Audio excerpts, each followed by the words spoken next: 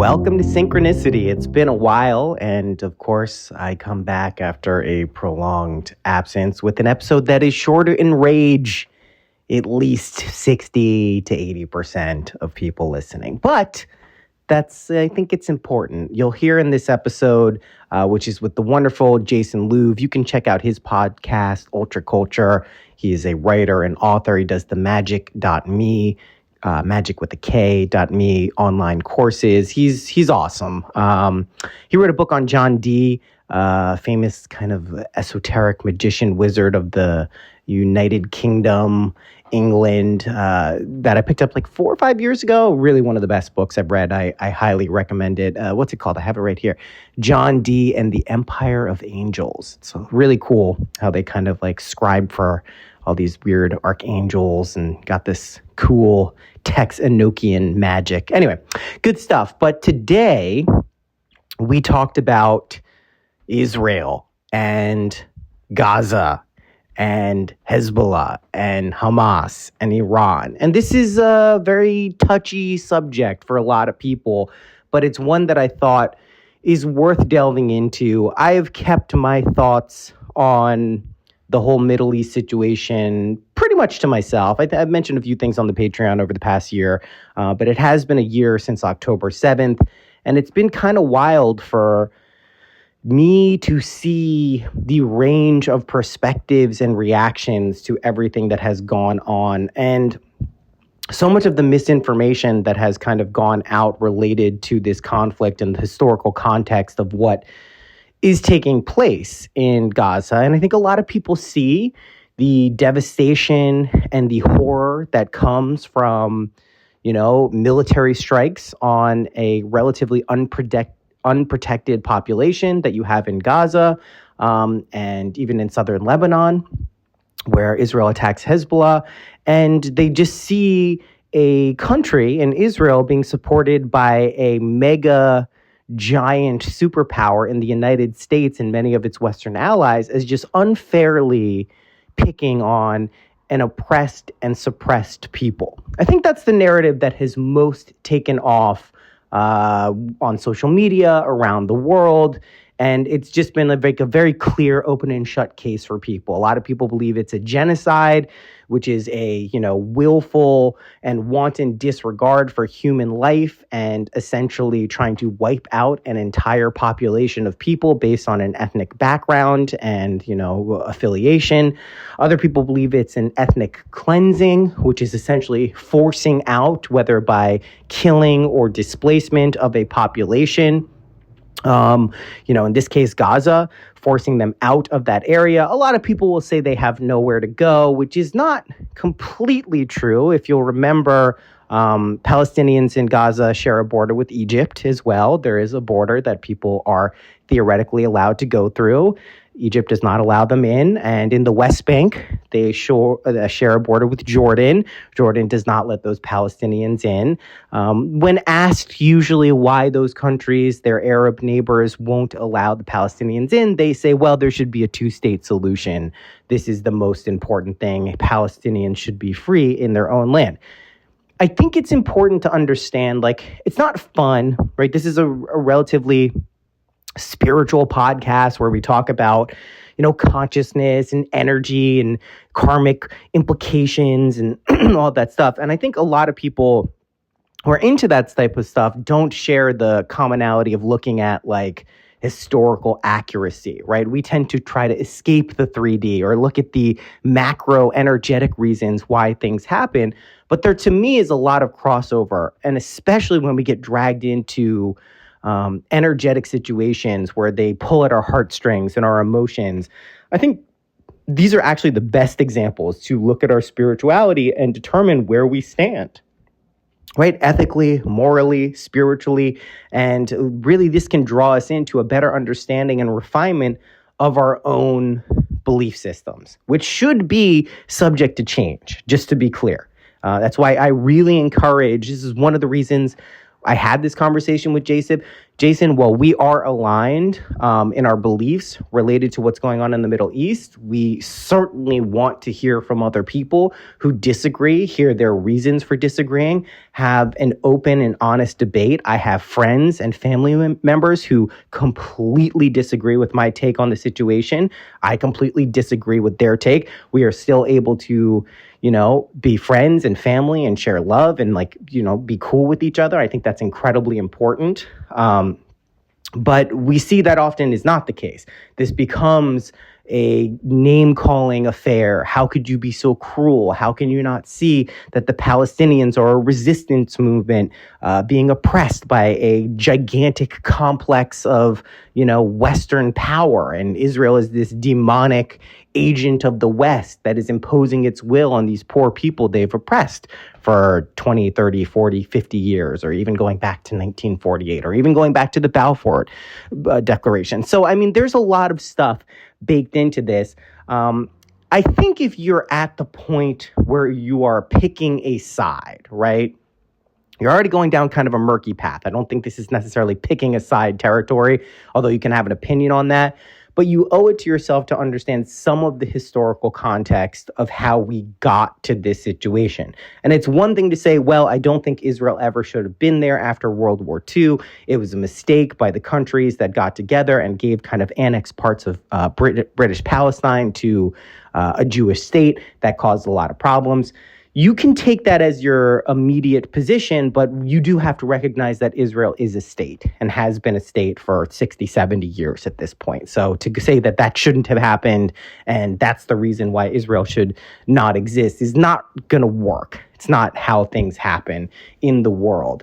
The other argument that, the Israeli state is some weird offshoot of colonialism and Zionism isn't just a word for Jew, but actually is, an actual methodology of displacing people who live there also needs to be examined relatively closely because it's not accurate. Zionism is a very specific thing, and it doesn't mean that if you believe in Zionism, that all Jewish people believe that Palestinians don't have a right to coexist with them. I think it's another important thing to recognize a two-state solution, right, which basically says there should be an independent Palestinian government, either in the West Bank or Gaza or both. That has been offered as a solution dating back to the PLO days and Yasser Arafat. And the deal was actually very close to being signed in the mid-90s and was rejected. And it was rejected because that ends the conflict. Palestinians and the Palestinian Authority gives up their leverage of fighting. And once you do that, you don't have kind of the leg to stand on to say, hey, we're only fighting because we're being oppressed. They haven't given us what we wanted. So to accept it ends the conflict on that way, or at least any rational platform for that conflict. I also think, and we delve into this a little bit, and I'm just kind of laying out where my beliefs are rooted in. Having relatives in Israel and knowing people who have lived in Israel for most of my life, there was a period in the mid-90s to the 2000s, and certainly before that, where suicide bombings in Tel Aviv and in Jerusalem and in Israel proper were essentially a weekly affair, right? Suicide bombings at bus stops, train stations, markets, they were happening all of the time. You didn't know that if you were walking out into your local market or bus stop, whether you were going to be blown up by an Islamic jihadist. I think we can agree that that's not a world that anyone wants to live in, where you have to have the rational fear of being blown up just carrying out a regular daily activity as a citizen. I think we can agree, everyone, on that. Now, it's also very important, and I put this out the other day on Twitter, where essentially it's really important to understand that you and I may think that the goal of every human being is to live in prosperity and freedom and grace and love and respect and generosity and kindness. That's wonderful. Those are essentially the Western ideals. It doesn't mean people in other cultures don't believe the same thing, but it's very important to understand that the ideals of a Shiite Muslim who is indoctrinated in their religion first and foremost does not think like that. They think it's more important to have their religion be the dominant form of religion and follow Sharia law than anything else. This isn't, doing a caricature of Islam. There are many Muslims who do not feel like that. There are many sects of Muslim and of Islam that don't, adhere to that ideology. But in a particular form of Islam, that is what they believe, and they would gladly sacrifice their own children. I'm not saying this as a character aspersion. This is something that is stated over and over again by these particular brand of Muslims. They would gladly sacrifice their children if it meant exterminating all of the Jews and having Islam be the dominant form of religion all over the world. That's very important to understand, that you can't assume everyone thinks like you do. That's how we end up with, LGBTQ people supporting Free Gaza and Palestine and, waving Hezbollah flags, because they don't understand they would kill you. They would immediately kill you. They do not tolerate any type of that. They think you're an abomination, right? They don't even agree with your freedom to exist in that way. And I think that's where we end up, in this weird kind of cynical David versus Goliath flip situation, where Israel is viewed as these genocidal maniacs just indiscriminately bombing and carpet bombing, which is not happening, clearly not happening, areas of Gaza and southern Lebanon. Now, if we look at this and we just believe whatever we see on social media, and clearly there are people dying in Gaza who are innocent. I want to be very clear about this. And you have to ask yourself the question, why are they dying? Why are innocent people dying? And it's not as simple as, well, they attacked from Gaza and so now they're just fair game. No, but you have to understand that going back 30 years, Hamas and Hezbollah specifically have had a policy of using civilians as human shields for two reasons. One, it makes it harder to actually go and kill people in those terrorist organizations. And two, because it curries favor around the world when civilians are dying. So if you surround yourself with civilians and they end up as collateral damage, which people don't like that word because it means innocent people are dying, you then have a moral justification why the other side is bad. And it's a very cynical way of fighting a war. It's very destructive. It's very callous. It's very uncaring for its people. But it is very effective. It's particularly effective in the age of social media, when all you need to see is a Gazan father holding his dead baby and weeping, which is the first image I saw of this war after October 7th of last year. And it killed me. It's the worst thing to see. You immediately put yourself in the position as a parent of having a baby who didn't do anything, killed by a foreign force. And of course, it stirs the emotions and just makes you feel like horrible, right? And like, how could Israel do this? How could they be so unfeeling? But please remember, this is a war, and the war was started after ceasefires had been enacted and broken many times by terrorist organizations. So the question that always comes up for me is like, what do you do if you are in a position where you're constantly being attacked, both within and from without, your neighbors and from within your own country? What do you do? Do you just sit back and take it and let this kind of like gnaw away at the fabric of your society because people think you shouldn't do anything about it? Or do you do the most ethical thing, which is strike back and dismantle organizations as effectively as you can in the moment? Now, I want to be clear, I don't fully support everything that Israel does. I think there are instances where they certainly can pull back, both historically and currently, where it would do them a lot of favors and it wouldn't make them kind of the bad guy in everyone's eyes. But also, I don't live there. I'm not in charge of policy. I don't deal with having rockets fired on where I live every single day for over a year. So I can't make those judgment calls. And I don't think other people should be if they're not familiar with the context of which they're being made.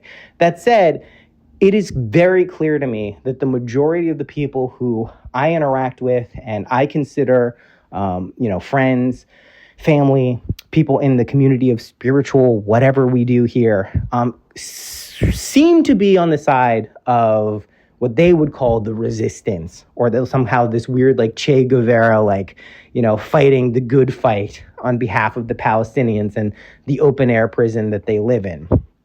That is crazy to me that we somehow got to this point where that's the narrative that's being subscribed to by many people. I understand how we got there, but it also shows, to me at least, an amazing amount of kind of cognitive dissonance of what is actually going on. I think these conversations are important. I understand that this particular one is a little bit one-sided because Jason and I agree on this, but Jason is also one of the few people who I've found online who speaks up about something that I agree with.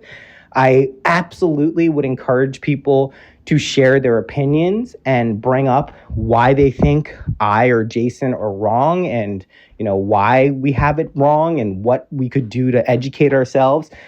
This should be an open and fair debate. This shouldn't be just one side trying to convince the other, that they're right and the other's wrong and you're smart and the other people are stupid. That's not how I view the situation. I try to put myself in the position of people who believe the things that are opposite to what I believe in. And I think that's how we get through these type of situations.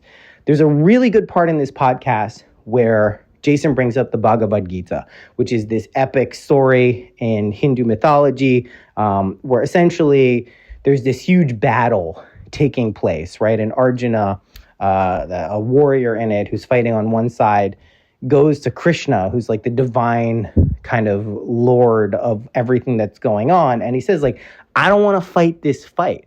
War is stupid. War is bad. Like, I don't want to fight against my relatives, the people I love. Like, I want to just not have this be a thing. And Krishna essentially says to him, yeah, that's not your choice, buddy. You're thrust into this world of karmic reactions and duality, and this is the role you're cast to play. So figure out where your code is within this. Like, you are already in the world of circumstances and reactions.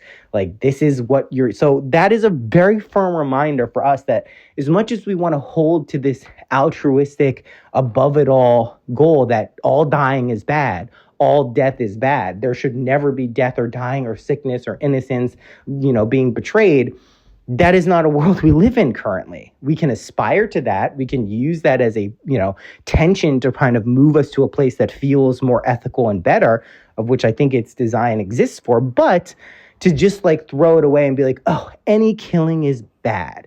And it's not realistic. It's not altruistic. It's not spiritual. It's essentially one of the worst forms of spiritual bypassing. You are not engaging with some of the real ills and perils of the world, and it doesn't make you a better person for doing that. So I think when we get these types of situations that are inflamed, and the Middle East certainly is one of those, it's really an opportunity for us, like I said, to refine our own ethical and moral frameworks, to try to understand where other people are coming from.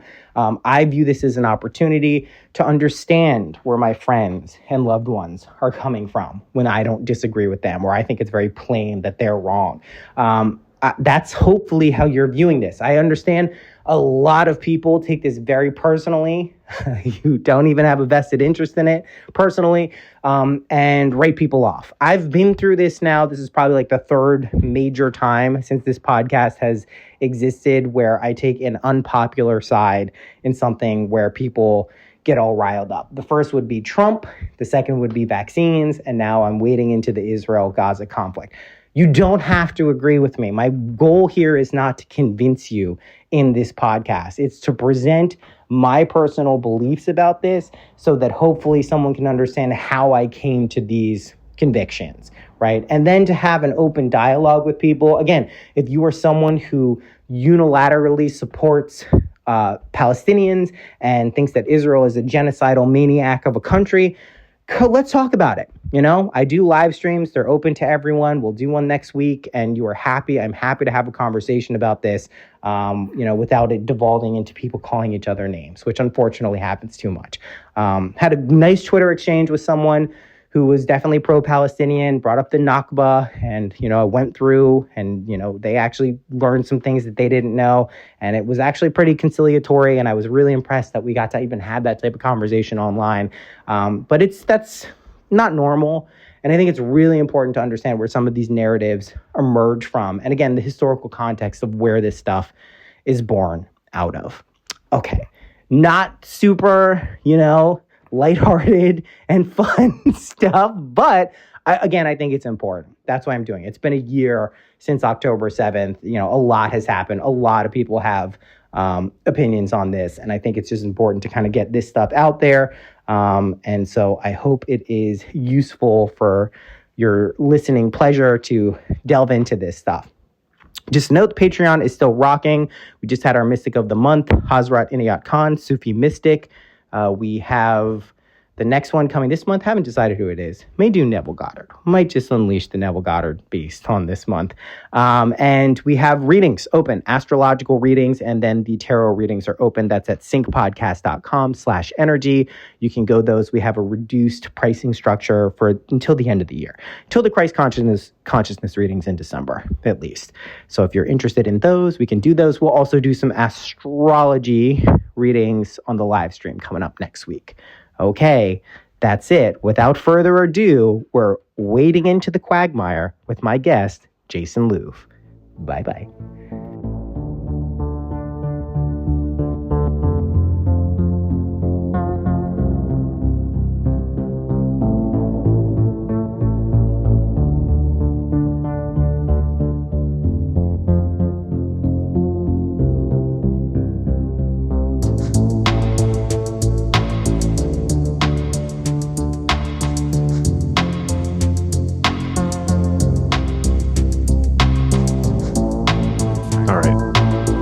Dude, thanks for coming on. Absolutely.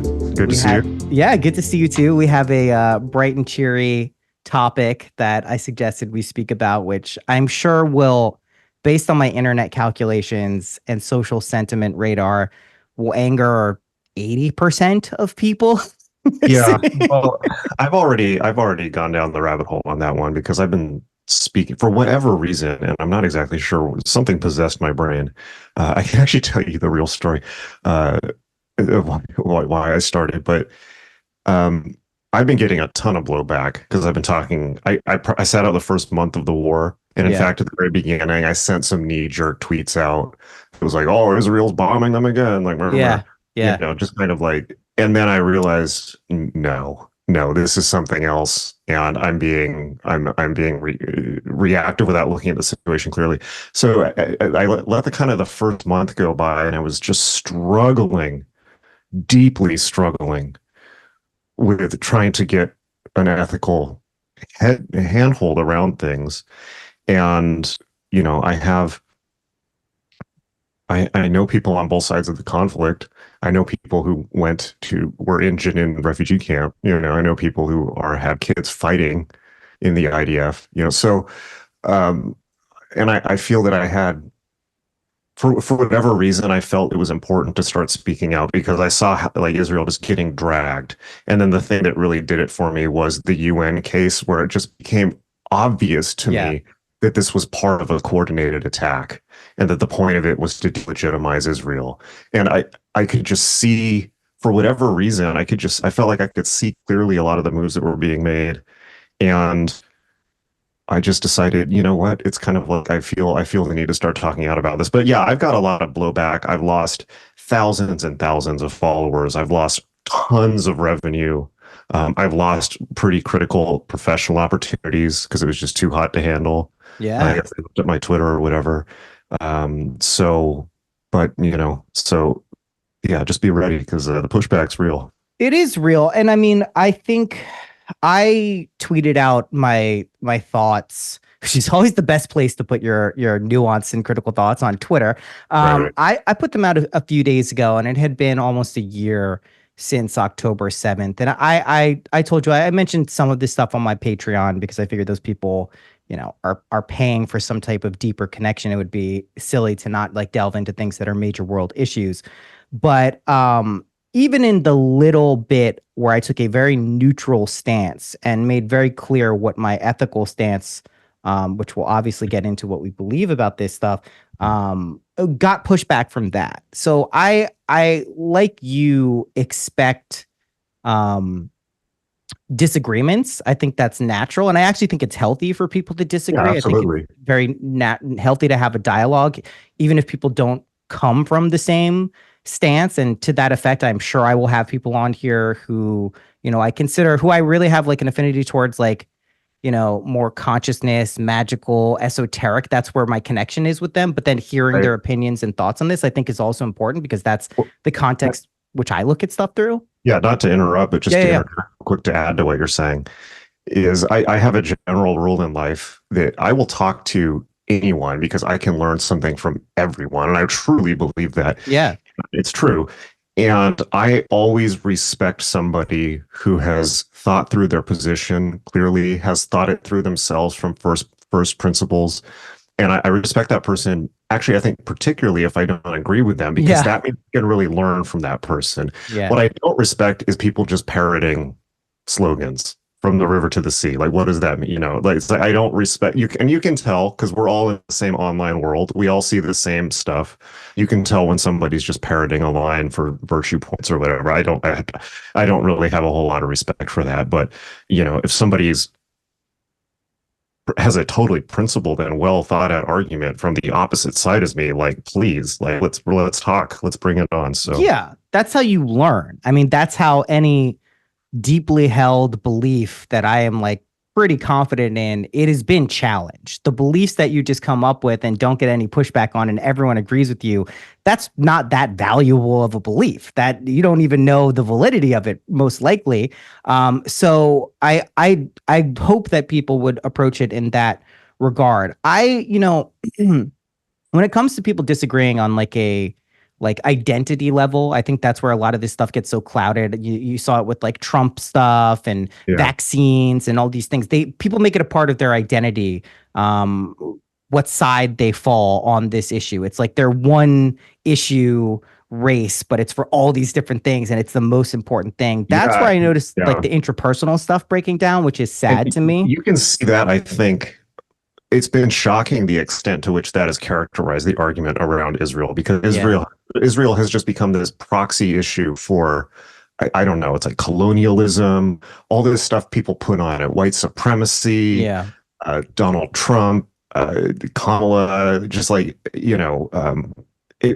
people put all this stuff on Israel and just make it, I'm sorry, just a scapegoat for so many global issues, Yeah. which is not new. But I think it's actually really shocking the extent to which people do it with Israel. There's a lack of depth to that type of thinking I've found because so much of like what I believe outside of intuition, which is a big part of how I do come to at least ethical like directions at first. There's an intuitive thing that I try to research and figure out if it's valid or back it up or see if it's just completely going against everything that's out there.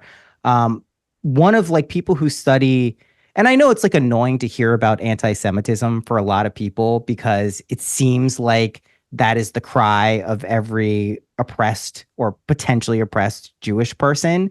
But what's particularly difficult about anti-Semitism relative to other isms is that it isn't anything can be put on it. It's Yeah, not just like a stereotype that people have noticed over hundreds of years or dozens of years, and then that becomes a trope and it's kind yeah, of true and we laugh about it and we do stand up about it because it is kind of true. It's like, oh, that's funny.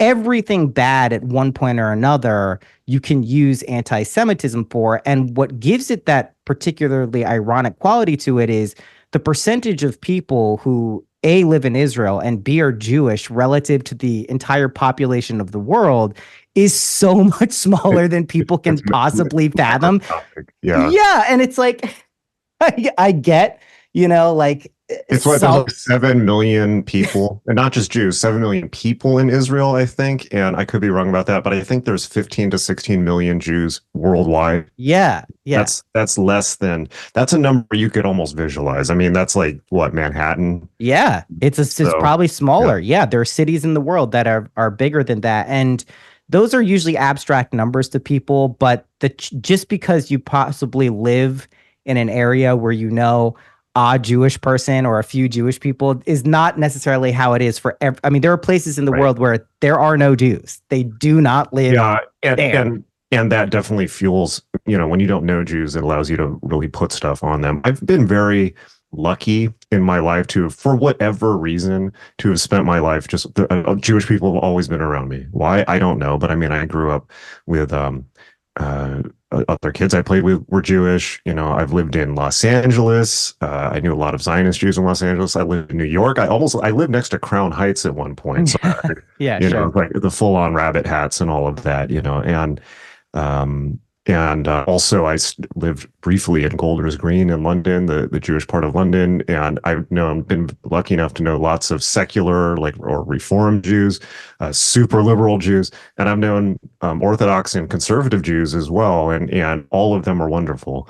And I think that I'm with Douglas Murray when he says, he sums this up where he says, anti-Semitism is a shape changer. Throughout world history, Jews have been blamed for being too rich or being too poor.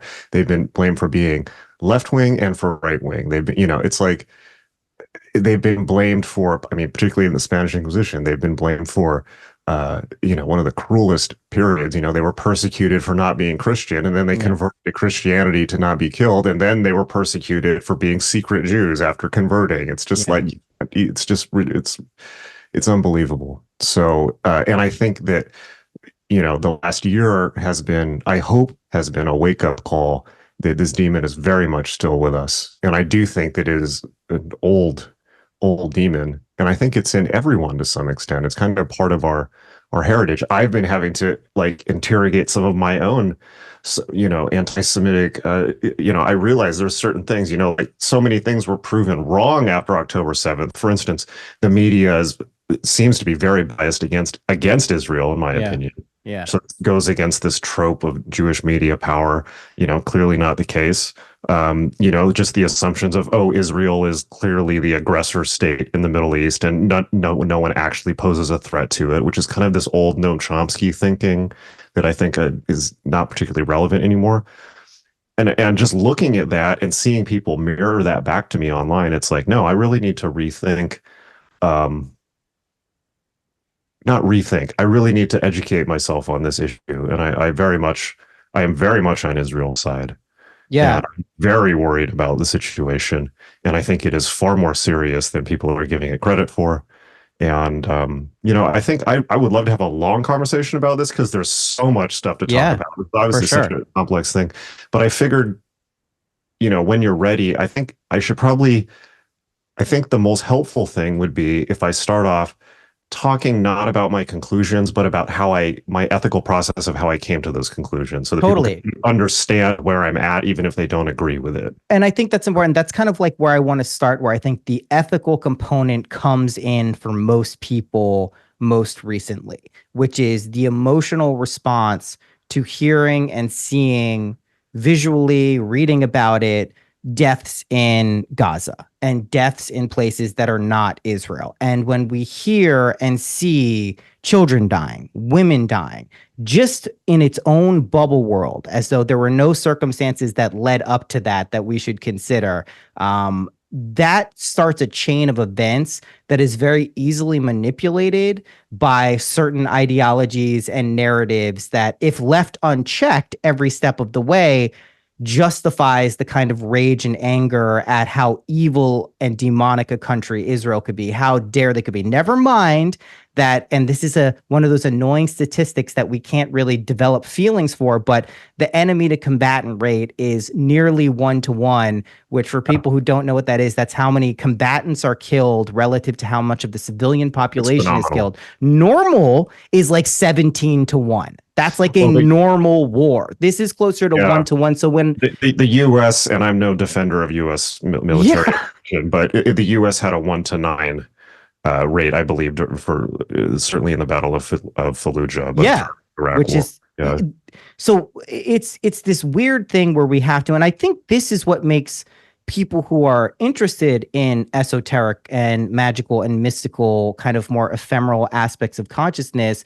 would have a vested interest in it, is we're dealing with large and complex, abstract, collective cultural ideas here, getting sucked into a tunnel where we just react emotionally. Like people who say, at the ultimate source of unity, there is no good and bad and all is one. It's like, well, what do you think it feels like now, up there? Motherfucker. You're down here with us now, motherfucker. Yeah, it's like, so now you have duality. Now you have this stuff to parse your way through that and draw what I think are I would like to think that everyone who approaches and everyone who's bothered by death and dying on whatever side it is has a vested interest to figuring out what are the conditions that continue to cause that. And then can we alleviate those? And like, how do we do that? Those are the natural series of questions. I feel like not just like, this is bad, those people are horrible. That's like a very base level, superficial approach to it. But so much of the narratives that have been in place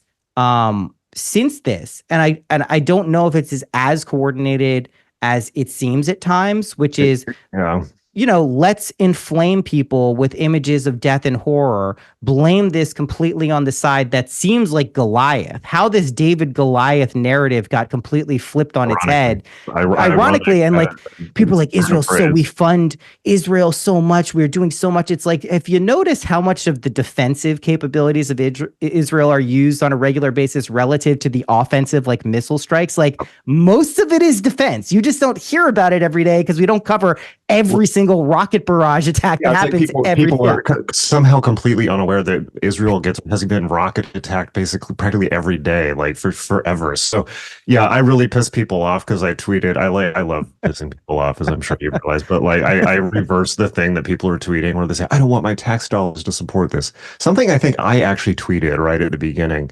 And then I was just like, I'm repeating, those aren't my thoughts. Yeah. So we got to catch ourselves sometimes. But I retweeted. I absolutely. So I think it was not after the pager attack, but it was, I think, after they got one of the top guys. I said, I absolutely support my tax dollars going to take out these terrorist MFers. Yeah.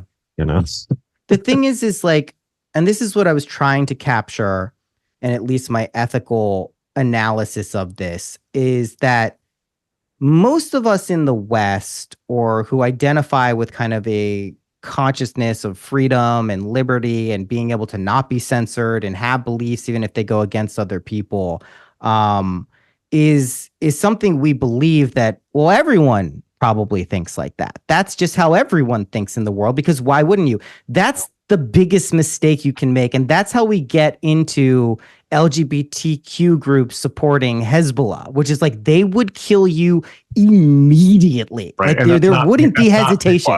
That's not blushing. Yeah, I want to get into Islamic imperialism. Yes, and so this is this leads me to what, the more I started to investigate it, you'll hear mothers. I've seen videos, I've read about it, I've read about the ideology that supports it, where they're like, we will gladly sacrifice all of my children, all 7 of my kids, because it is more honorable to die a martyr and support the cause of Islam than it is to have kids. And Western people, you're not ready for that shit. Trust me. Western people don't understand that Palestinian kids are brought up doing math problems. Like, if you kill 2 Jews, how many dead Jews do you have? And that's the it's like, I was just reading somebody, and I'm sorry I can't quote it, but they were saying that, in the West we have an understanding that evil can be essentially inculcated by trauma, early life trauma. But what people in the West have forgotten is that evil can also be inculcated by education. Yeah. And we're so keen to this idea of structural oppression. Well, it's like, if you want to see structural oppression, look at children who are raised to be disposable weapons. Because that's what it is. That's what it is. So let me talk about, unless you want to wrap that up, let me do my... Yes, please. So do you know, we always hear the Middle East is complicated. Yeah, it's really complicated. That's not a reason not to try and educate yourself. It's not going to go away. So, but I will say that when you get into really, really complex ethical issues, you don't want to go alone. It's useful to take some tools and heuristics with you. And the most useful heuristic I've ever found for ethical, hopefully this will be useful for people, is the most useful ethical heuristic. I think that, and I'm not alone in this, generally ethics professors say the same thing. The most useful tool the West has ever produced is Immanuel Kant's categorical imperative. It's big words, but it's way simpler than it sounds. So the categorical imperative is a thought experiment. So give me like a basic ethical dilemma, right? It's like, should I steal Johnny's sandwich or something like that? I don't know. Yeah. let's just say this. It's like your coworker has left their sandwich unguarded. You're very hungry. Should you take it? Okay. Yeah. So without getting into any type of objective code of morality or anything like that, or the law or anything like that, you simply ask yourself, you can do it from both sides. So you ask yourself, let's start with taking the sandwich. You do a thought experiment where you say, what would the world be like if everybody in the world took actions like this? Okay, so what's a world full of sandwich stealers? Yeah. Like, you never leave Right. your food out. Everyone's constantly stealing your food. Okay, great. Do you want to live in that world? Fuck no. Okay, so conversely, what's a world like when if everyone respects each other's food and doesn't take it? Pretty good. Do I want to live in that world? Yes. Okay, problem solved. Right. Right. So let's apply this to Israel. Okay. Now people may disagree with some of my statements, but that's fine. Um, Hopefully, if they disagree with me, at least this tool will be useful and they can begin to use it to reason things through. Right. Okay, so let's take it almost basic. I'm not interested in who started it, or when did it start, or 1948, or in 1917 or whatever, 1918. Um, Balfour Declaration was 1917. Yes. Anyway, okay. So let's talk about Israel. Do I want to live in a world in which recognized states, can respond, let's say, disproportionate? Let's just say, for benefit of the argument, that Israel is being disproportionate. I don't think it is, but let's just say, for the benefit of the argument, they are. Do I want to live in a world in which states can respond disproportionately to terror attacks in order to make sure they don't occur again? I'm not super comfortable with this type of thing going on all the time. It's horrible, but I'm going to say tentative yes. Let's just put a pin in that. I mean, I don't want terrorists to run around freely, but let's make it more clear. Let's take a look at the Palestinian side. Do I want a world in which state or non-state terrorist actors, regardless of their level of oppression, we could talk about that too. Do I want to live in a world in which terrorist actors can commit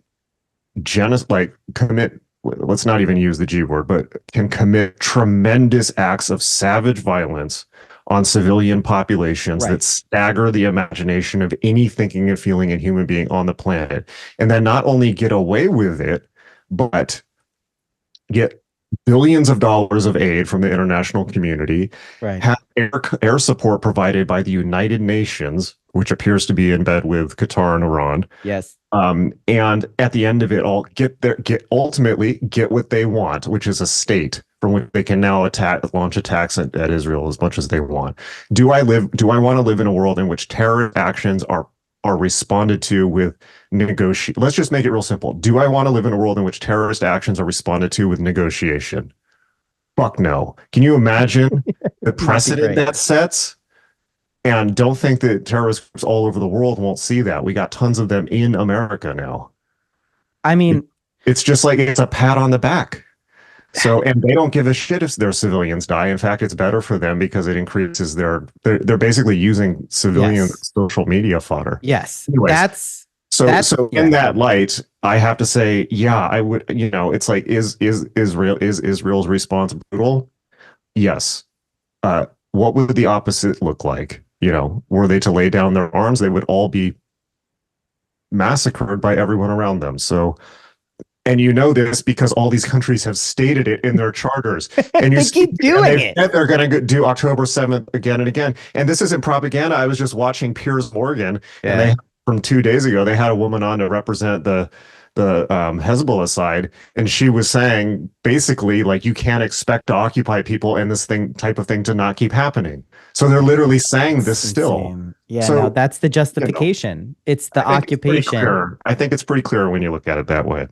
I think that's an interesting thought experiment too. I never really thought about it like that, and I do think that brings up, I think, another set of ethical frameworks for people to have to deal with, which is, where's the line of restraint? And I do think from my my perspective that like I don't agree with what a lot of what Benjamin Netanyahu believes ideologically, and his approach towards achieving peace I do think is at best a short-term fix and at worst creates problems far down the line that have to be dealt with in terms of how the approach to, not just surviving, but now using language like ruling and being in charge of and framing Israel as this democratic beacon. That comes with its own set of dangers. And we've seen that with the United States and other large governments that take a very kind of agro-industrial, warlike complex to making money and being players on the global stage. Well, it didn't work in the Middle East with it. Yeah.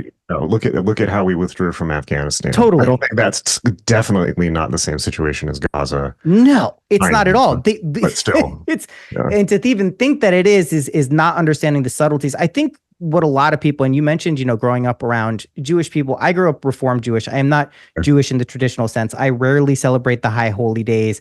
I did get bar mitzvahed when I was a kid, but my family is about as Reform as it can come. I know people who grew up Hasidic who have in varying degrees completely rejected Judaism to figuring out their own relationship with it. A lot of people from Brooklyn and the Williamsburg communities there. So I know a spectrum of Jewish people, right, at any given point, and they all fall completely along the spectrum. It's not like all Jewish people support Israel. In fact, I would say the majority of Jewish people I know don't right now support Israel. That seems to be, at least from what I've been seeing online, that seems to be changing, because I think all of a sudden there's a perception of actual danger, and so people are potentially changing their minds. But I'm not Jewish, so I'm not going to speak for the community. And I think that obviously I've seen I'm on Twitter all day long, so I see people at every end of this. It does seem to be that there are more people kind of recognizing that maybe left unchecked, this isn't the best possible approach. But the logic here that the emotional response of seeing dead bodies and then seeing that one side has U.S. provided weapons and making the calculation that U.S. is bad, U.S. equals Israel, Israel is bad, dead bodies plus bad Israel equals this is bad. Like that's not really how you should be determining. Stop Cop City. My favorite is when you see these stickers, it's like, stop Cop City. We're not free till everyone's free. George Floyd equals Palestine. And it's just like, this is just confusing. It's wild to me. And on the same token, like I am very saddened, and what saddens me, I think perhaps most about the situation, because if we are looking at just like actual deaths and innocent deaths, let's say, regardless of indoctrination, but innocent deaths, kids shouldn't be dying, combatants shouldn't be dying, but seeing that be a part of the policy. I don't know. I think some of the terrorist combatants should absolutely be dying. Oh, for sure. I'm not arguing people who commit terror acts and like will willingly come at you over and over again. My ethical beliefs on this has evolved as I've aged, I will say. Maybe there was a younger, more, anarchist type version of me who's like, all death is wrong. No one should ever die. And then it's like, if someone kept attacking me and my family over and over and over again, maybe I would feel a little bit different about my right to kind of like prevent that from happening. Well, also, I think as you get older, you're just like, oh, you're constantly thinking about death anyway. So it's just like, well, we're all going to fucking die anyways. It's funny. Yeah. I mean, I do think though that it's recognizing that I remember being a kid and having relatives live in Israel and some who still do. And the suicide bombings were really active from like the 90s to the mid 2000s before Israel completely pulled out unilaterally and left infrastructure behind for them to use, which is then subsequently commandeered and burnt down by Hamas, which is not a talking point. These are actual things that happened. Wait, what did Hamas burn down? So when Israel pulled out of the West Bank and Gaza, they had built, because remember, this was now part of Israel, right? So they had built infrastructure of various like greenhouses. They actually were producing a ton of flowers as exports, but vegetables, food, irrigation.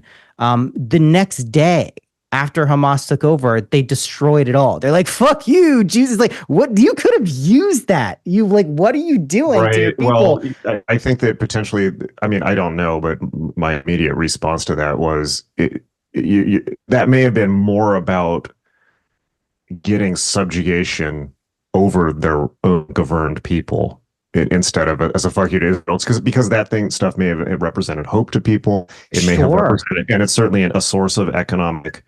If they were smart, they would have taken it over. But That's what I mean. That's like you can take it over and be like the biggest fuck you is you left with this stuff, and then we have like it's just it shows a kind of self-destructiveness that is also put into policy, which to me is like the most disheartening thing about the entire conflict is that recognizing that one side is very ready, willing, and able, and have demonstrated over and over again that they will use their populace that they allegedly govern as human shields. And this isn't a talking point.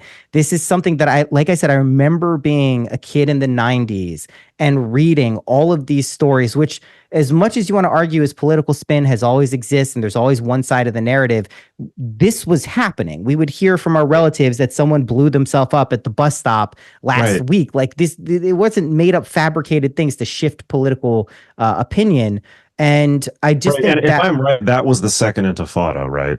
Yes, the second one. So what people really need to understand is when you have these, I'm sorry, dumb Fs like Abby Martin running around saying globalize the Intifada, that's what they're talking about. Do you really want suicide bombing globalized? Yeah. Are you happy with that? Do you want to live the rest of your life with, random suicide bombing happening because whatever you're mad at your dad right now? I don't think I don't think the reality of that situation affects most people in the world. Thank God that we live in a world where that's really not something people have to worry about. But like to understand that is a reality for people based on people's personal and religious and ideological beliefs is something that you really have to weigh in this. Like, it's not, no one wants to root for a well-funded, traditionally looked down upon people, who maybe got free gifts because of the Holocaust or however you want to look at it. Like, I don't think that counts as free if you had to go through the Holocaust. That's my whole point. Yeah. Like you have to forget and dismiss so many things that have happened in the last 60, 70 years. This isn't ancient history. Right. And it is weird to me that it has been so effectively framed as Israel being a barbarous, savage aggressor. And I don't think Netanyahu does himself any favors in this regard. I think there is an approach to this which isn't but on the other side, I think something like the pager attack is about as humane and ethical and brilliant as you can get in modern warfare. The D's nut attack. Like, they went after it. Let me just put it this way, okay? It's like, whether you think that was bad or not, I happen to think that's an incredible, one of the things that came out of the 6-Day War is everyone underestimated Israel. And then after the 6-Day War, they were so decisively victorious that the world was like, oh, you can sit at the big table with us. And everyone was obsessed with Israel for a while. Yeah. And I think that people should have that response to the D's nuts attack. I mean, that's awesome. That's awesome. I'm sorry. Like on so many levels, like that's the level of psychological warfare. Like that's probably when you're dealing with people who are not afraid to die. Like, I guarantee you, all of those dudes would have much rather died than had their nut blown off. Yeah. Or their face blown off, and now everyone knows, right? Yeah. So, just on and in terms of precision targeting, and of course, everyone's decrying it as a genocide. Everyone, I mean, like Syrian Girl and troll accounts like that. Yeah. But yeah, I mean, I think that just on the level of pure military strategy, that is one of the best military operations since the Trojan horse. I mean, when my friend in Israel put it to me this way, if I can remember it correctly, they convinced, this is what they did. They convinced everyone in Hezbollah that your phones are tapped. First, it's your phones are tapped. So they stopped using their phones and they went to pagers. Then they blew up the pagers, took 3,000 of them out. So then they go to walkie-talkies. What do? They blow up the walkie-talkies. So then what they have to do, now they have to meet in person. So they wait for everyone to meet in person, and then they kill their entire command structure. And then they replace that. They replace, so I blank on the guy's name, the head of Hezbollah. They replace him. Nasrallah. Nasrallah, thank you. They replaced him a few days later with a new guy, and then they kill that guy. Yep. It's and then they invade. That is just that. See, that is military strategy. If you study military strategy, that is so much more so clever. I really got to hand it to them. It's just fucking impressive. And when you think about, let me put it this way for people who may be like nauseated that I'm Right. let me put it this way. After 9/11, not just everyone in America, left or right, but all over the world, everyone was rooting for America. Everybody, because we were naive, was calling for, well, why can't you just send Bruce Willis in? Why can't you just send in like Spec Ops guys to just they kept saying a surgical operation to get bin Laden. Yeah. It's like, okay, so, and that's what everyone wanted. Instead, we got a 20-year quagmire. So imagine if the US had been able to do something like the D's Nuts attack on Al Qaeda, which we should be able to effing do. We're the United States, Israel showing us up. Imagine if the US had been able to do a D's Nuts attack after 9/11, how much suffering that would have saved the world. If they had just been able to precision target the terrorists, even if some civilians were caught in the crossfire, as opposed to destroying Iraq and Afghanistan and murdering millions and displacing tens of, and eventually causing ISIS, pulling out the veteran suicide rate in the U.S., the billions of dollars of weaponry that Biden left there, people falling off of airplanes as they left after. It goes on and on and on.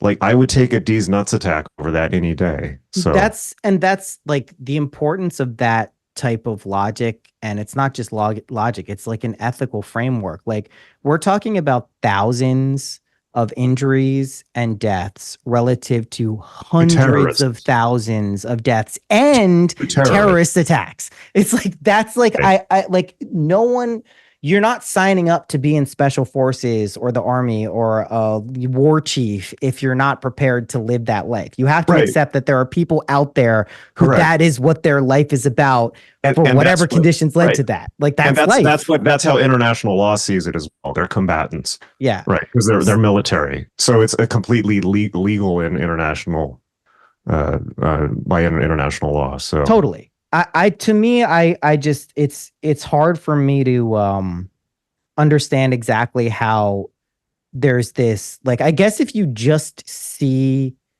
death on social media nowadays and get a convincing narrative behind it, that's all it takes for a concretized opinion to form on who's bad and good. And to me, that's just like, that's wild. Like, good luck in the astral realm when you see like any kind of like weird being crying out for help, and it's like a trap to like suck your psychic spirit because it conned you because you're an idiot going up to everything cry. Like, it's just like, I mean, like, to me, that's like an important part of this. It's not to sever yourself and become unemotional and not have feelings and not have sympathy. It's precisely because you want to see that suffering kind of mitigated and alleviated for real, rather than just say, this is the quickest way to end this. Good versus bad, good wins, evil loses, then we can just move on. It's like, okay, well, it's not a Marvel comic. Well, exactly. Yeah. Although people seem to think that Ukraine is a Marvel movie for some reason. Yeah, it's amazing people's double standards too, because everyone was cheering on the Ukrainian resistance, but they don't feel the same way for Israel. You know, why is that? Yeah, I mean, ethics are tricky. I go back to the Bhagavad Gita for pretty much everything. And the point the Bhagavad Gita makes is, I'm sure many people know this, but for those who don't, it's a Hindu scripture set in the Ramayana war. Krishna is, a god that appears, and Arjuna, who's an archer, sniper in battle, is a hippie. He was like a hippie, like us, right? And he's praying to, or like the people at the Nova Festival, all hippies. Mm-hmm. And he's praying to Krishna. He's like, why, you're the god of wine and song, or whatever it is, the Russell Brand of the gods, not in a bad way. He's praying to Krishna and he's saying, I don't want to kill anybody. That is adharmic. That violates my religious precepts at the most fundamental level. Right. And Krishna says, okay, see all these people on the battlefield? They're all here because they want to be. They've signed up. Okay. All of these people are going to die. You cannot stop them from dying. They may die now, or they may die of old age in their bed. You don't know. In one way or another, these people are going to die. Okay. You have the karma of a householder, meaning it is your karmic. Yes, there are dharmic rules about killing. Also, it is your duty to protect the people that you are under your charge. That can be your family, that can be your culture, your world, however you want to define that. Meaning, if you drop the ball and cuck out, sorry, you're going to be, that is violating dharma. Let me put that more simply without going to Hindu mythology. He also says, by the way, everyone is divine anyways. And so since everyone's divine, you can't actually hurt or destroy them. They're just it's like a play, but yes, continue. They're signed up for this, buddy. Right. So, but without going to metaphysical claims. Yeah. If somebody comes to your house to rob it, and you, because you're nonviolent, you let them come in and torture, rape, and murder your family, are you the good guy for not killing that person? No. Now those people's deaths are on your head.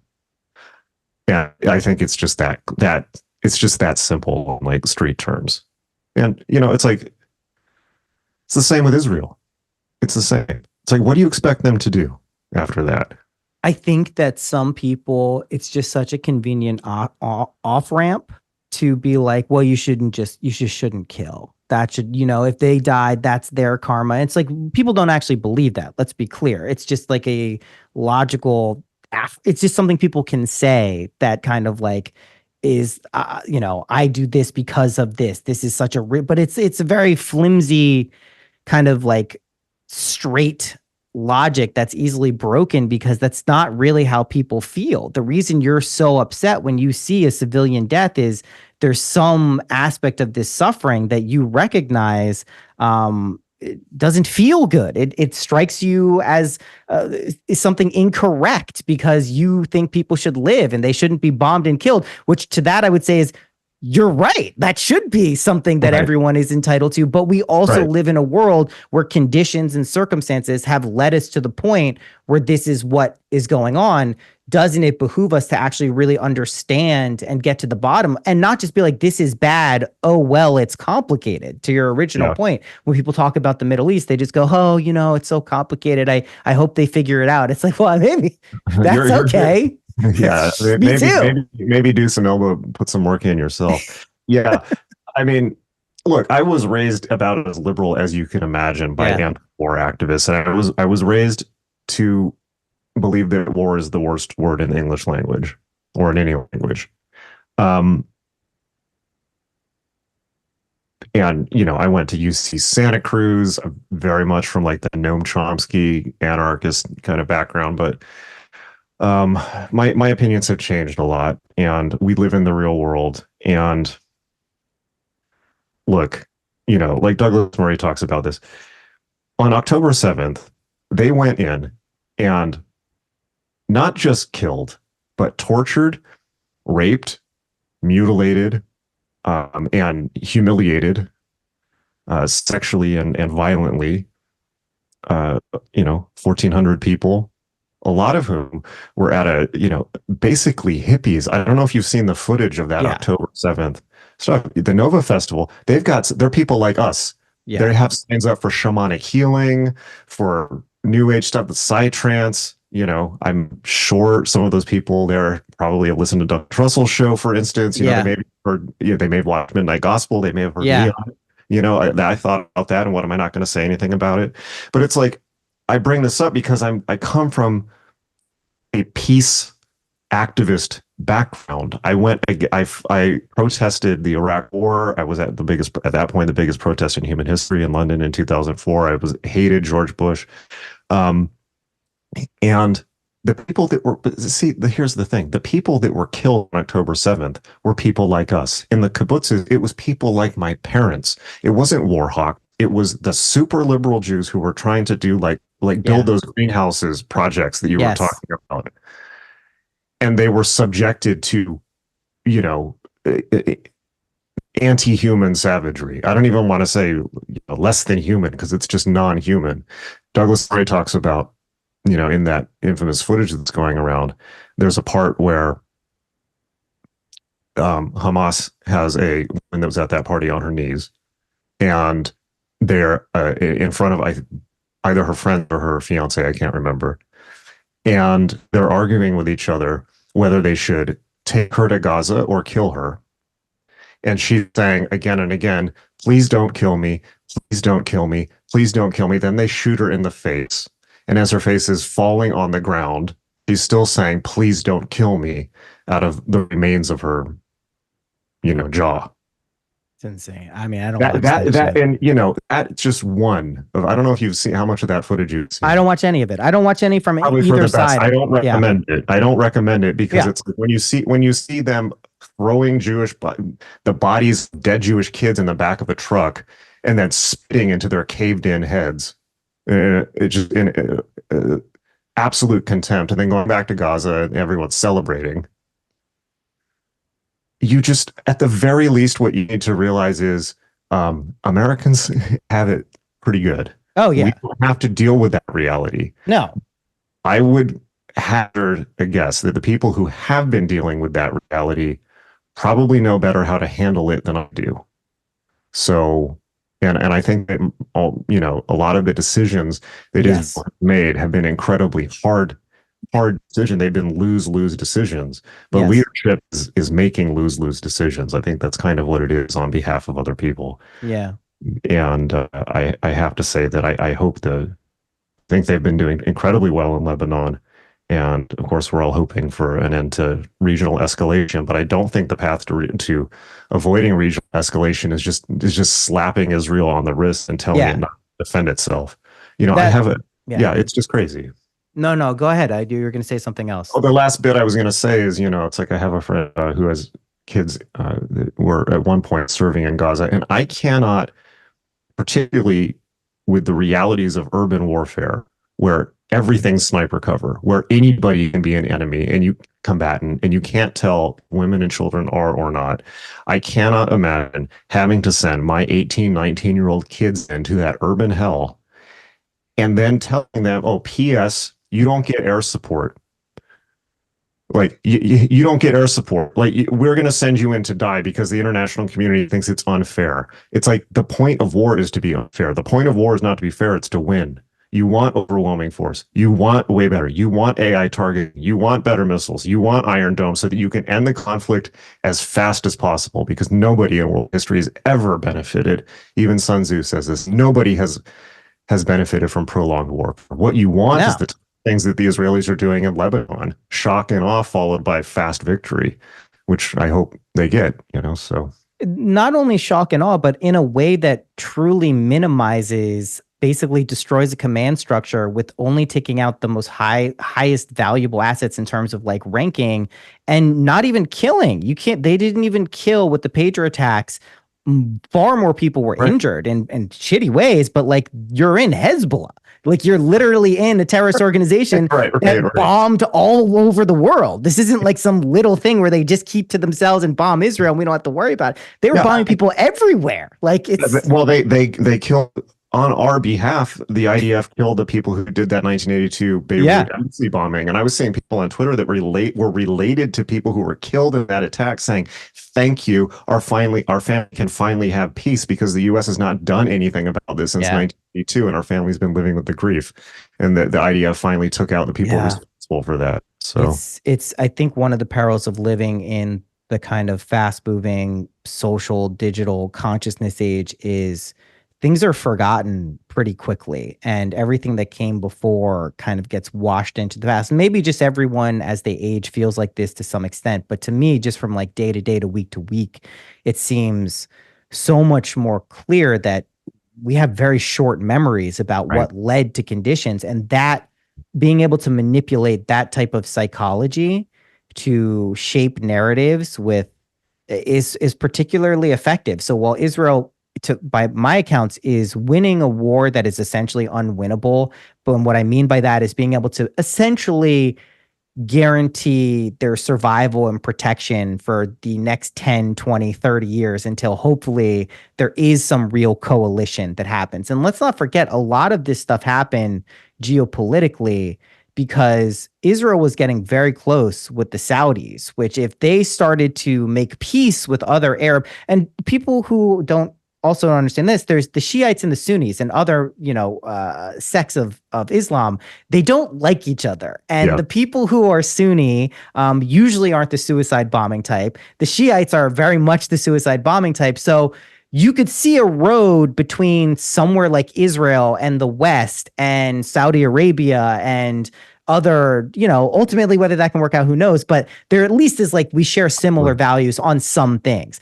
Yeah. Jihadism, we really don't like. If you met someone who's a jihadist, you would not, if you were both on Molly, you wouldn't walk away from that experience being like, hey, I really like Jim over there. He seems like a nice guy. I'd be like, holy fucking shit, let's get away from where this guy is now. I mean, it's really dark that you say that, because when you watch the Nova footage, it's really obvious that a lot of those people were rolling. And it's probably a good chunk of the people listening to this, we have experience with MDMA. Yeah. Like, you can see people running away, stumbling and laughing while people are after them with weaponry and AKs and serrated knives.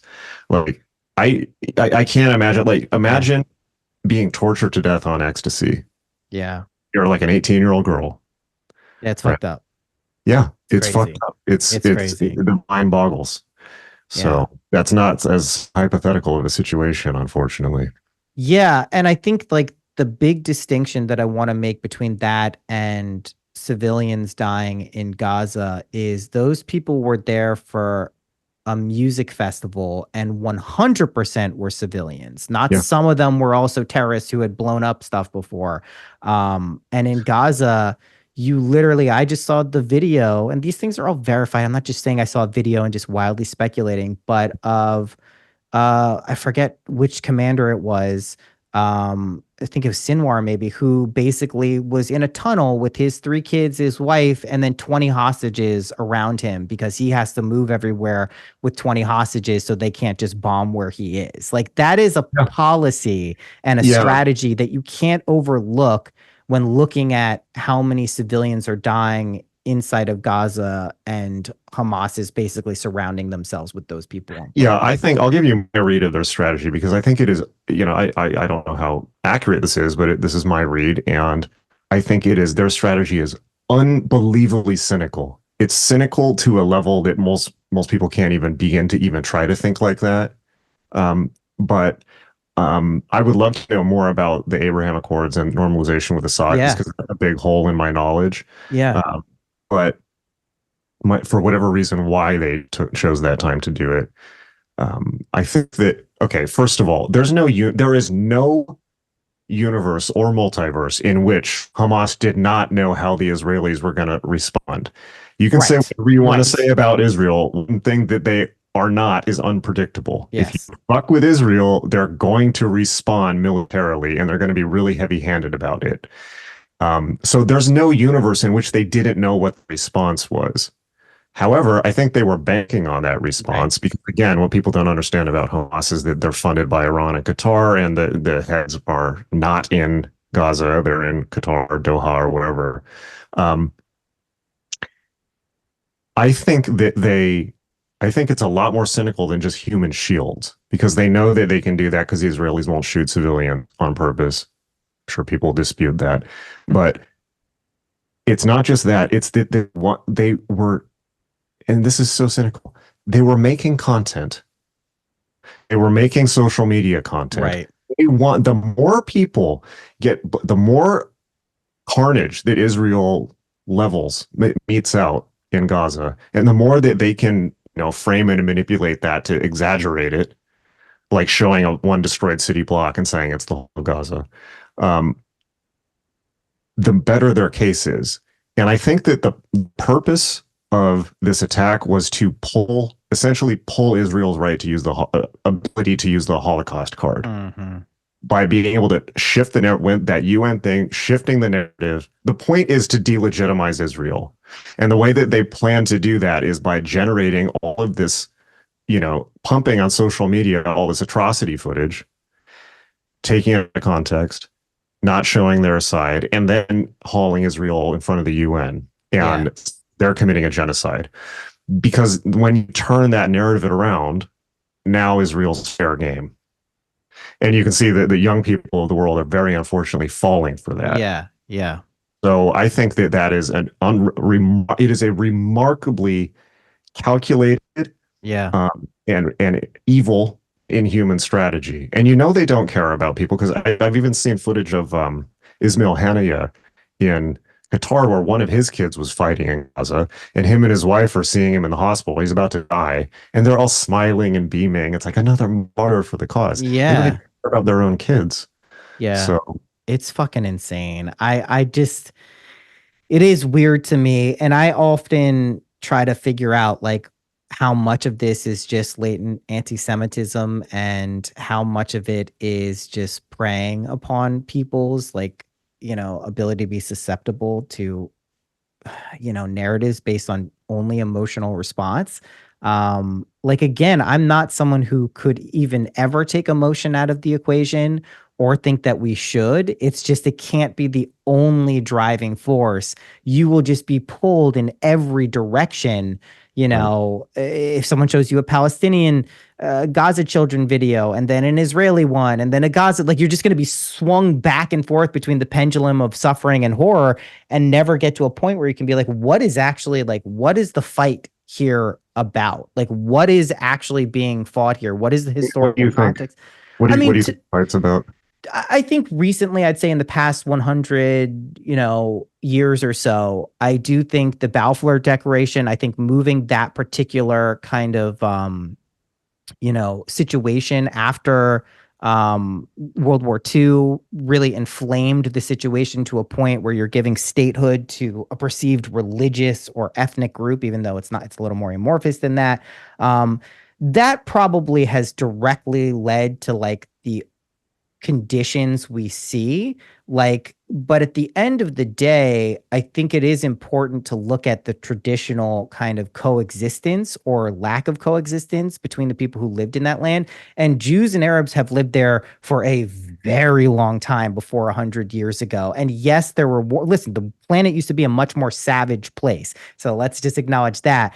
But the level proportionate to the rest of the globe where that type of kind of war and conflict has existed recently at a crazy fever pitch, for especially how small of a place in the world it is.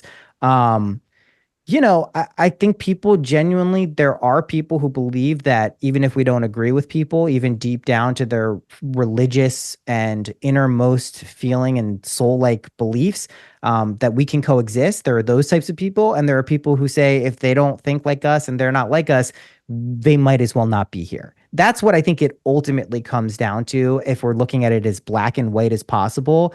And I think obviously can be much more nuanced and complex in specific examples. If your family has been oppressed and you've lived in Gaza and you know nothing but quote unquote, an open air prison, which if you look at the social media content of Gaza, like 3 months before October 7th, it didn't people are drinking like lattes and driving in Porsches. It's like, what? I don't know. Well, I think that, not whoever said this first, I don't think it was Netanyahu. I think Naftali Bennett said it first, but Netanyahu has said it since. Gaza could have been the Singapore of the Middle East. Yeah.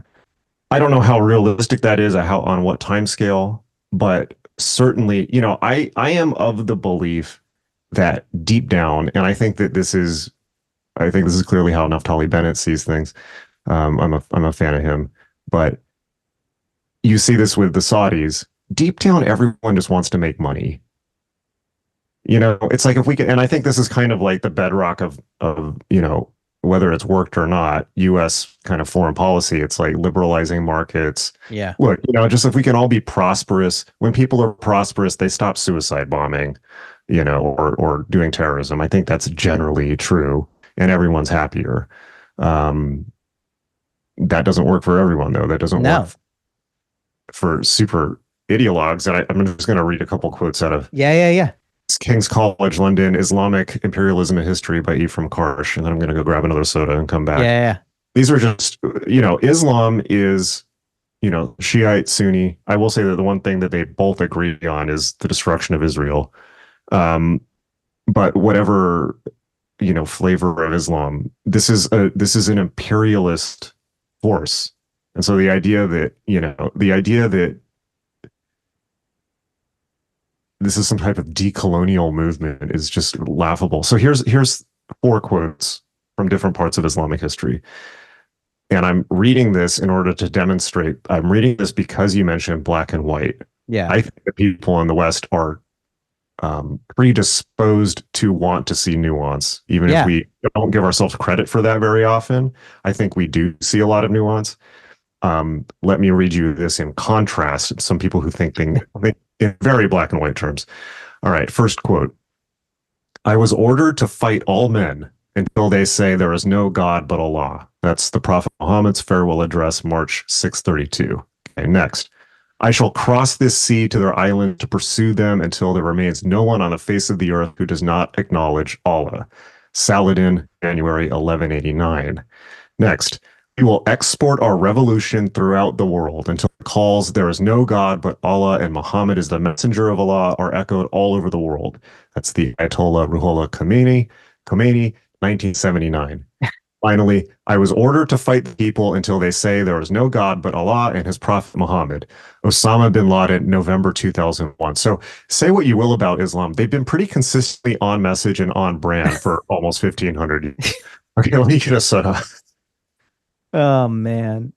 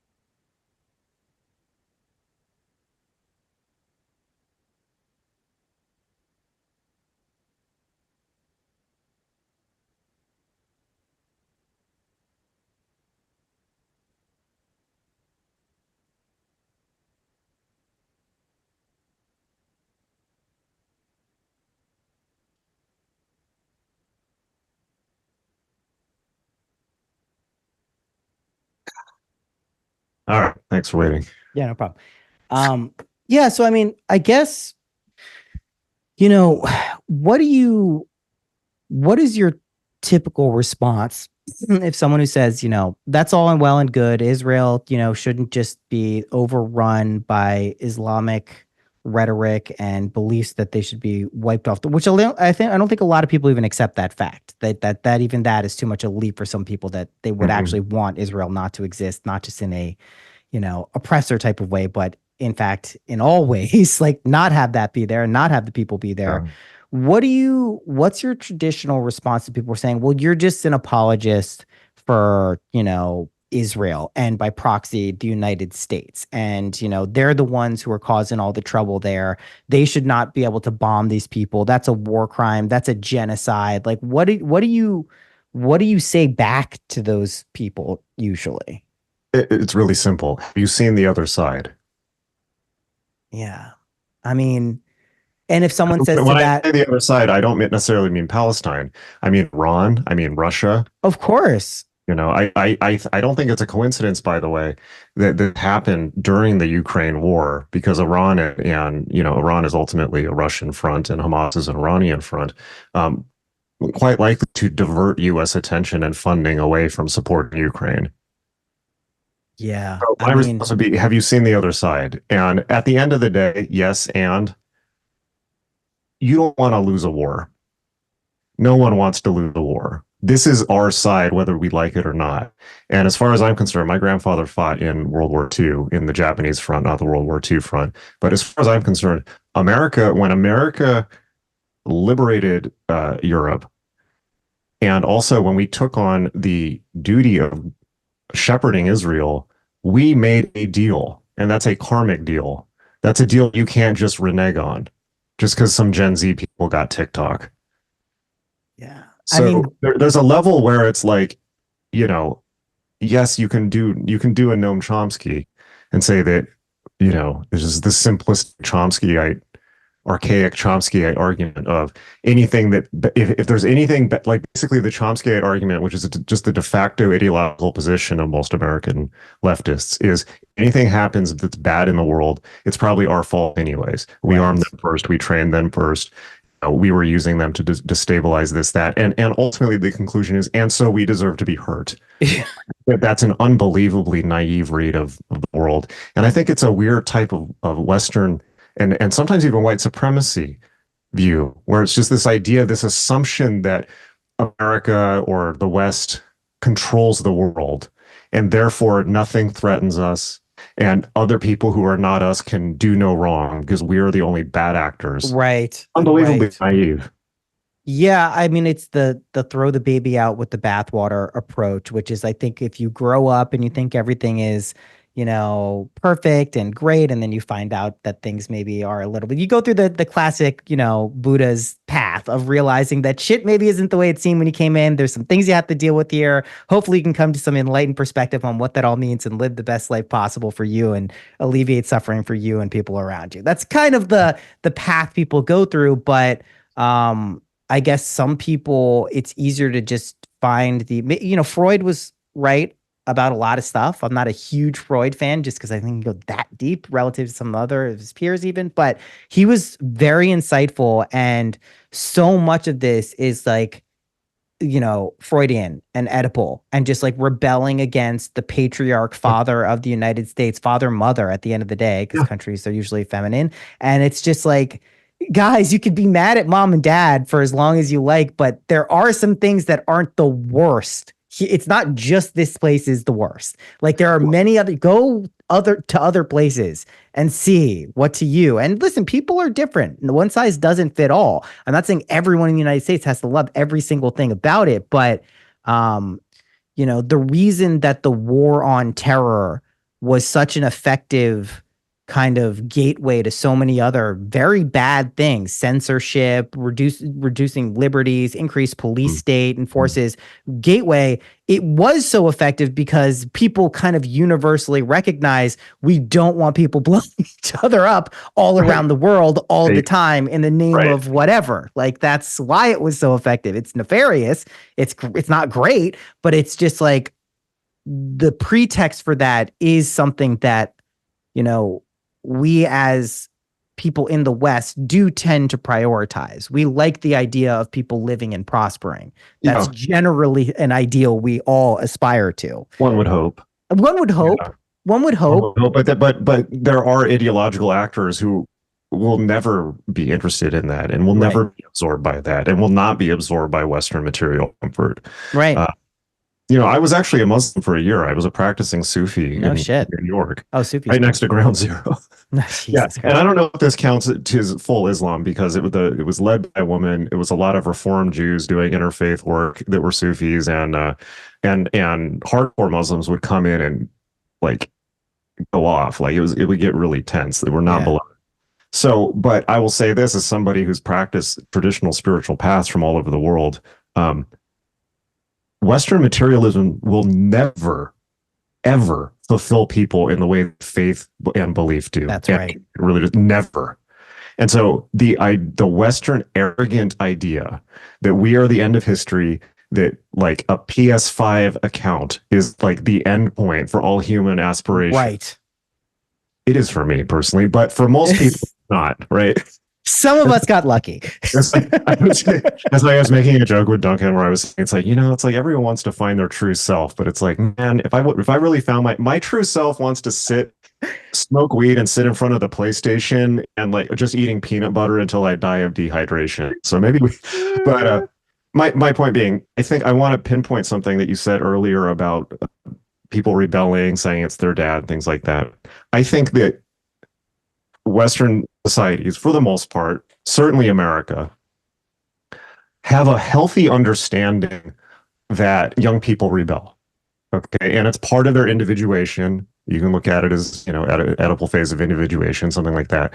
But young people rebel, and we have a certain understanding that that's healthy. It allows them to identify, to think through what they believe, to begin to individuate themselves from their parents and begin to find a place for themselves in society as their ethical moral code develops and things like this. And we even have a sense of that protest is okay, that, and we give people a lot of leeway. Totally. Because the West figured out a long time ago that if you just come in heavy-handed like Tiananmen Square and start shooting people, or like it happened in Mexico in the 60s and lots of other places, then you have an unhealthy society, because then now it turns into a civil war. Yeah. And that's not in anyone's interest. But I would say in this case, it's a little bit more sinister than, young people just saying, oh, look, superimposing their Oedipal rage on Israel. I think because it's kind of like, it's a little bit of a three-step thing here, where you have somebody saying, fuck Israel, fuck the system. Okay.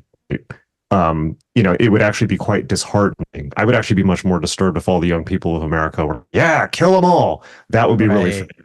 Right. So I don't want to take that from people. But then you get to this next step where now they meet everyone else online who feels the same way, or there's a bunch of people standing around saying, yeah, fuck Israel, fuck the Jews, as it has become at times. Yeah.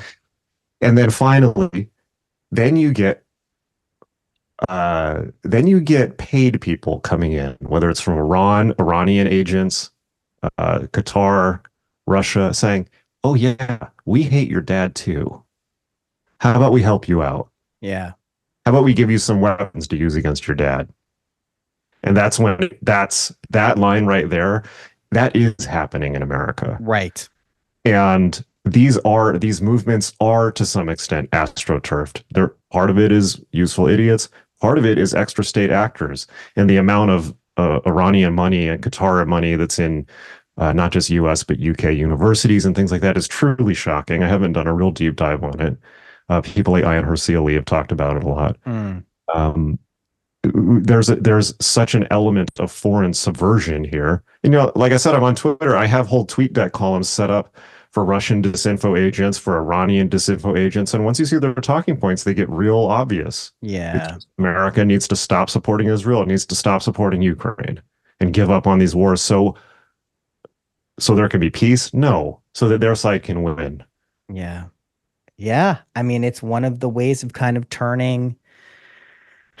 I just personally hope it doesn't all end up in like a crazy military, because the way this goes wrong, I really feel like for the United States and some other Western democracies out there, whatever that means anymore, is there's such a autocratic clampdown on basic privacy that we think has arrived, but really it hasn't, to the extent that some people maybe on the farther or extremes of conspiracy theories exist, but it very easily could. Like, I've noticed a preponderance of stories this year, specifically also related to the assassination attempts on Trump, where they start blaming and kind of making it normalized that we are going to use search history as a indicator of intent, which is like, sure, it sounds like in theory, like a detective should be able to go in and see what they were doing. But in reality, like, do you want to be completely have narrative swarm around your search history about anything at any point? Right, it is very intrusive and can also be very manipulated. And that type of like clampdown, which is a natural response to, I think, when the kids are out of control in a country or there's something that's out of control, that's the balance that I hope it doesn't. So I'm actually not so afraid of like people being, I think we should have some concern over how easily people can be manipulated online, but the response to that is actually what scares me more. And then like a more like, oh, that doesn't align with how I would like life to be type thing. And I think that balance is one that gets lost when you're entrenched on either side, but becomes very clear as like the pendulum swings to the other side. And that's ultimately what I was hoping I would see more of, just from the spiritual community or whatever consciousness community is out there, that there's more kind of like, shit, like this is a fucked up situation. Let's try to figure out how to balance this energy, not pick a winner and fight for that light side against the dark or vice versa. Like that's where I was a little surprised and taken aback how I didn't see that as much as I kind of maybe would have expected to. Yeah, I'm a dark worker, by the way. Yeah, that's awesome. I love it. And like that's a joke. No, obviously, I mean, I think most people listening to this or coming across this at some point, regardless of your political beliefs or where you fall in the Israel situation or Gaza and all of these things, you could be open-minded enough to not like ruin friendships, ruin artistic relationships. That type of stuff really doesn't make sense to me unless that's all the person can make their identity about. If all I spoke about was Israel, stop fucking constantly. No, but you don't. Like, if that was literally all you spoke about to everyone, then sure, maybe don't hang out with that person. It's not really that interesting as a personality. But speaking up, especially when it seems like, I mean, go somewhere on social media where there's not a watermelon in a profile, and how they co-opted the watermelon to mean Palestine because of the colors. You cannot disassociate. You can't escape this issue. Yeah, it's there. It's out there. You might as well deal with it, or at least determine how you actually feel about it in the real world. Yeah. No, I think that you can tell very clearly, just based on things that Hillary and Kamala have said, you can tell very clearly that the Democratic Party is salivating and has salivated for a long time at the idea of censorship and a China-style control over the population. Yeah. And by the way, I don't trust the Republicans in the slightest when they start talking about championing free speech. It's like, right. You just mean you want more speech for your side. Yes. When you're in control, I guarantee you're going to be like passing anti-woke laws or some shit to keep people from saying what you don't want to say. So I don't trust them at all. I don't think that they're fighting for free speech. Just look at their track record. When they get power, they'll just put in some type of Christian nationalism, and under the Ayatollah Peterson. But what was I saying? I think that, and one of the most disturbing things about America is in the last 20, 30, certainly since the Patriot Act, is if you, no matter what side of the political fence you're on, if you believe in freedom, you're screwed. Because each side has just been stripping freedoms. Yeah. And it really frustrates me when people stay in these partisan mindsets. We're like, the other's the bad guy. It's like, I'm very much with Malcolm X, where he's like, people talk about in the Ballad of the Bullet, where he's like, you got the left wing telling you this, you got the Republicans telling you this, you got the Democrats telling you this. No, that's the government. Mm-hmm. You have the government telling you things, and the government is not your friend. Democrats, Republicans. It's like, does it matter when you're at the DMV? It's just the federal government, and it is not in their interest. You saw this in the vice presidential debate. It's not in their interest. They were both arguing for more government funding. It's not in their interest to undercut their own paychecks. That's a bit of a diversion, but.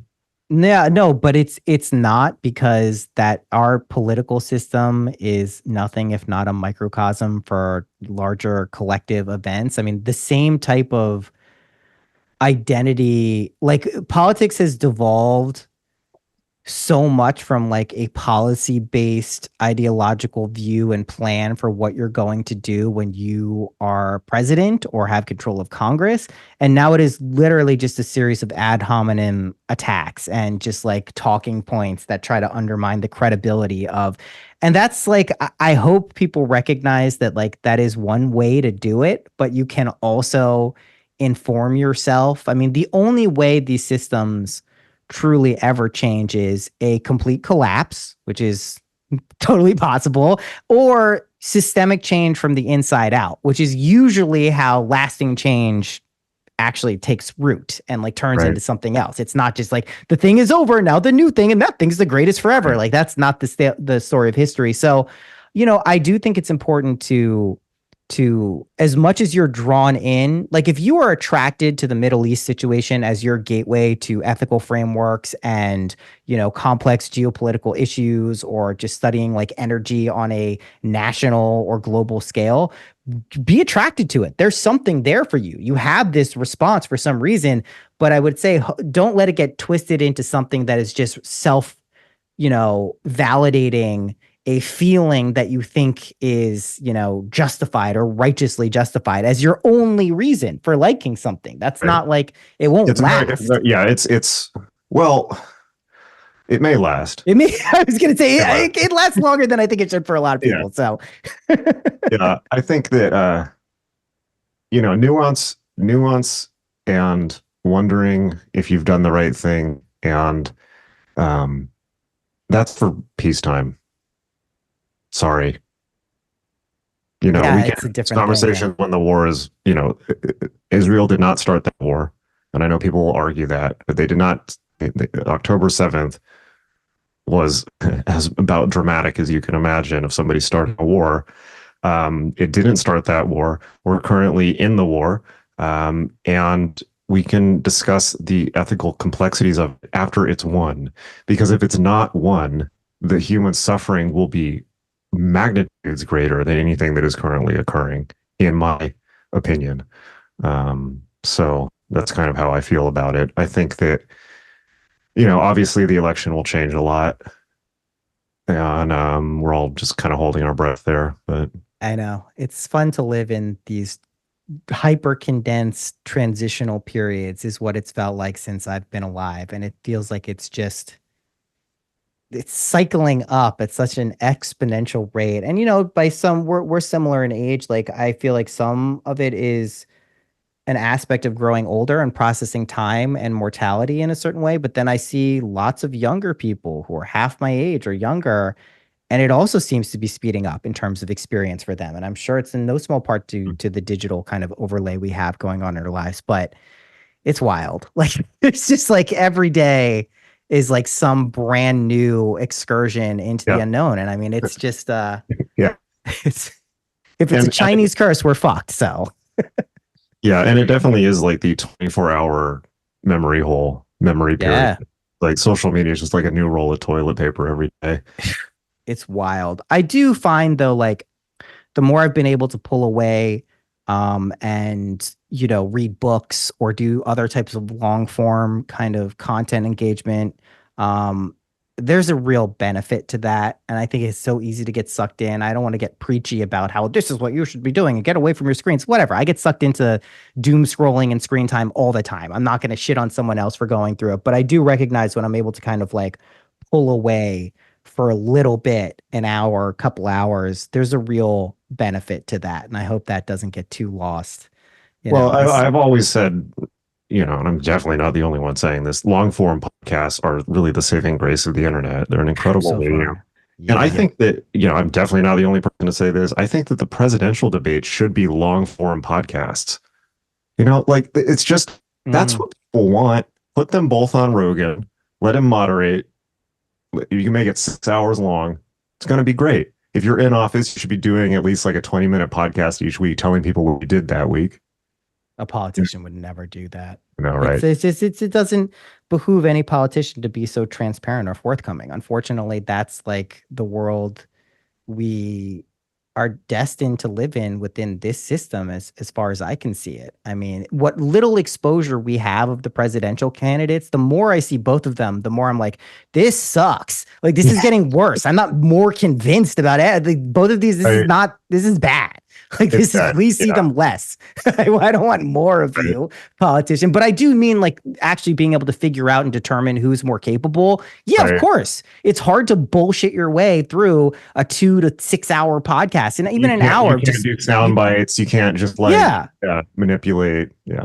You're putting yourself out there. And, if you do it for over a long enough period of time, you get to see, a person. It's not just like one talking head thing. That's what hour produced, dramas and comedies and news programs are for. You get a crystallized. You need to unleash people so that people can see. And did you watch the VP debate? I did. I watched the VP debate. It was simple, right?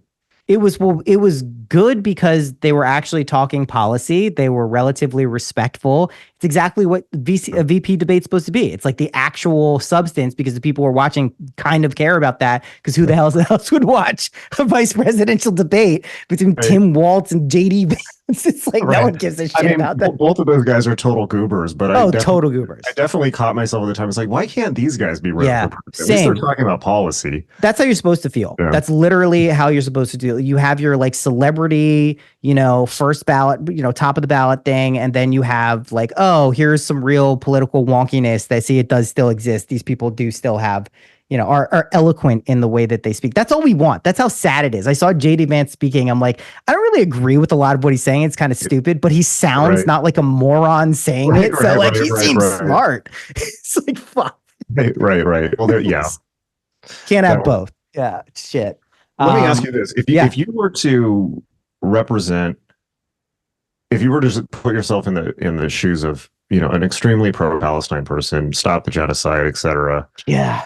What if you could make the best possible argument for that side? I know this is a little bit unfair. Yeah, no, it's a good it's a good point. Representing someone who's not here, but I want to at least I think about it often because I want to understand. Listen, I have members of my immediate family. Well, one member of my immediate family, who is very pro-Palestinian, wears the Free Gaza hat, a pin on her hat, and I do try to genuinely understand what leads you there and how you would feel. What I do know is if you have no connection to any of these issues and you're just a, regular person scrolling social media, you're not Palestinian, you're not Lebanese, you're not Israeli, you're not Jewish, and you're just scrolling and you see a video of a Gazan father holding a dead baby crying. And that's your first, that's your first thing you see. And this was the first thing I saw related to the situation. And I was emotionally stirred and moved by it because it's a horrible thing. You immediately, especially if you're a parent, put yourself in that position of having a dead baby on you. It's indescribable. You don't want to live there. If that was then followed up by, 20 other videos of people saying how horrible that is. How could Israel do this? This is what led to this. They're liars. This is all the occupation. And then I find about occupation, colonialism, Zionism, which is now just somehow they've turned that into a word to mean Jew, which is cool. Right. But like you see that over and over again, and you see very little in terms of opposing voices outside made of like 1 in 10 videos or like one news channel in a national media, like one in Australia, one in, Great Britain, very few and far between hosts, kind of presenting the other side and historical context of what's happening, which certainly takes more time. I could see if I didn't weigh that into the equation, how it's very easy to believe that Israel are, they're Jews. They get away with stuff. They feel bad. They use the Holocaust as an excuse for everything. It's not that bad for them. They do really well. They kind of control the media, even if it's kind of a joke. Like there's all those Jewish names in there and they control music and all these things and they're lawyers.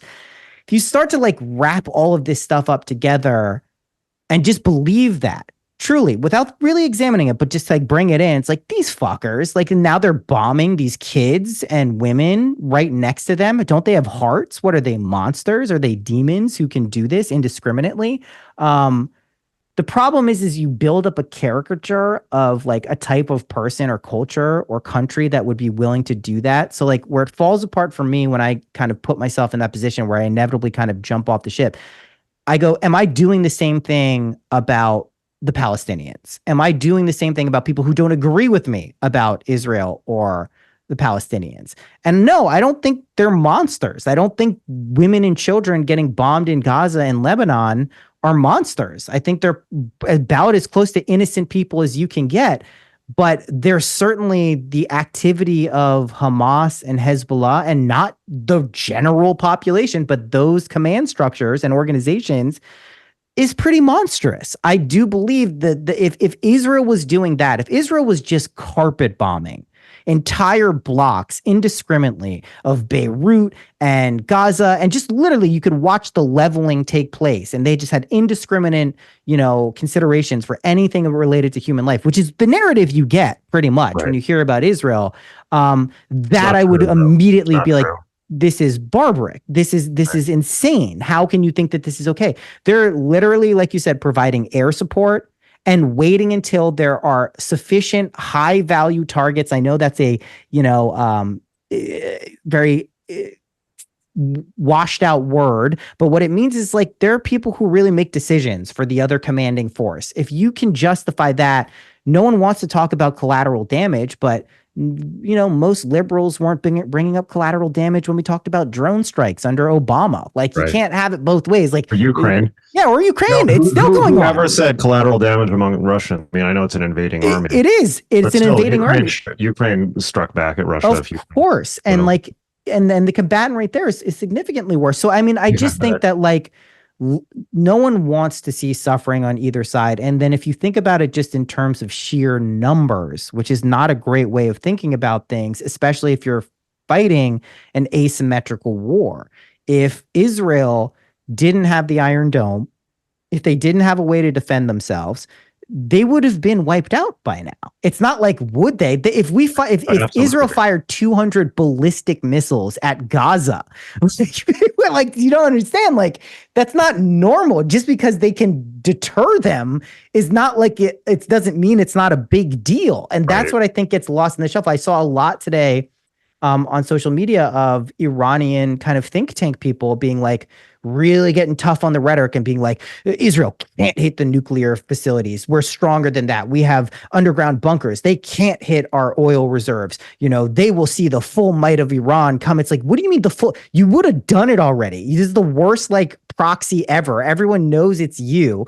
Like, you can't do it because you don't have the capability of doing it. And I understand that must be frustrating, but doubling down and pretending like you're going to really do something, fuck around and find out at this point is insane. They certainly don't have the political favor. I mean, what do you have? Like Ireland and a few European countries who they're if you go to war with a sovereign nation, not through proxies, like, you're not going to find unilateral support for yourself. I don't know. I mean, France just said they were supporting Lebanon. They said they're supporting a ceasefire. The ceasefire is another punk ass way of saying you're supporting the other side, but it's one step below. Macron saying that they're supporting the Lebanese people. Yeah, I would find it arms sales. Yeah, they're going to try to stop arms sales, but arms sales don't just stop immediately, from what I've seen. And if they are, ultimately, what Netanyahu, and I don't agree with him, most of the stuff he does, some of it, but not most of it. I think he is right. And history will remember, this age of social media may seem like, the Gazans are fighting some just, revolutionary cause, but in 5 to 10 years or 20 years or 30 years or 50 years is most likely not going to be looked back on like that. It's going to be looked like, thank God this was kind of dealt with in the least catastrophic way it could have at the time. Yeah, the only thing that history is actually going to remember is who won. That's how history works, too. That's how it goes. Yeah. And so there just comes a point where, you just have to say that, no, I'm not going to let you kill me. I think that's fair. I think that's what it boils down to. But that, the irony of that statement, pro-Palestinians would say is, well, then they're killing so many Gazans. And it's like, what do you do here? Well, that's always my question. Maybe they should give the hostages back. And maybe Hezbollah stop shooting rockets at Israel. Maybe, but no, that's not they only do that because they're oppressed. It's like, nope. Right. History says exactly the opposite. So, well, I will say, you're mentioning some of this stuff. It is amazing, I will say, how quickly it becomes anti-Semitic. And I know that you brought this point up a few times. It's like, people might have rolled their eyes at that in the past and said, oh, come on, that's just an excuse. But, particularly as that first month went on after October 7th, you saw how quickly Zionists just meant Jews. Yep. Saw people attacking Jews in front of synagogues in LA. and around the world. You saw broken glass. And you see at a more subtle level, now I'm not Jewish, and I imagine Jewish people have like about 10,000 times more power on detecting this type of thing than I do. But, you know, you can't deny, any rational person cannot deny the anti-Semitic edge in people's voice. Yeah. And when they're talking about this stuff. But not just that, the kind of implicit bias, the kind of just assumption is like, oh, would Jews rule the world, right? So Yeah. not big. And it's just like, well, just look around. The evidence of the world right now does not support that in the slightest. You know, and it's like, that's what I was kind of saying before, where it was like, I think that prior to October 7th, I can see myself making a kind of Chomsky-eyed argument where it's like, well, Israel is a tool of American imperial power. And, you know, the reality is that they're so much more sophisticated and advanced than anyone around them. And this is part of the colonial project. And it's like, I'm sorry, that is not borne out by the last year. Yeah. It's just not. And so that for me, and just seeing the bile come out of me, of course, I'm just like, oh, well, like, yeah, I really need to really think about this. And it's like, am I maybe saying things that have an implicit bias or assumption? Right. And so I've spent a lot of time, that's all I've been thinking about the last year is Israel. And not just Israel. I think we should perhaps distinguish it a little bit from the wave of anti-Semitic attacks that has happened in Europe and America.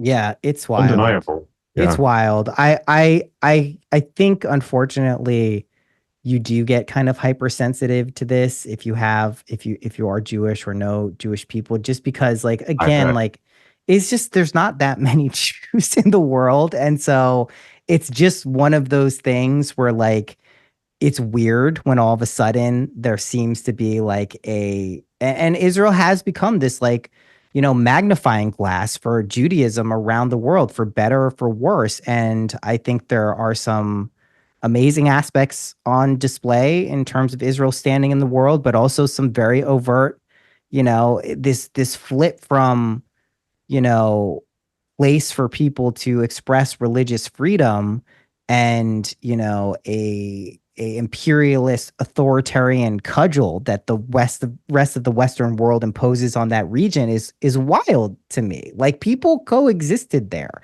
Like, this wasn't like it wasn't always as bloody or as heated as it is now, but you see. Are you saying that that's how people see it now, or that that's actually what's happening, that it's a cudgel?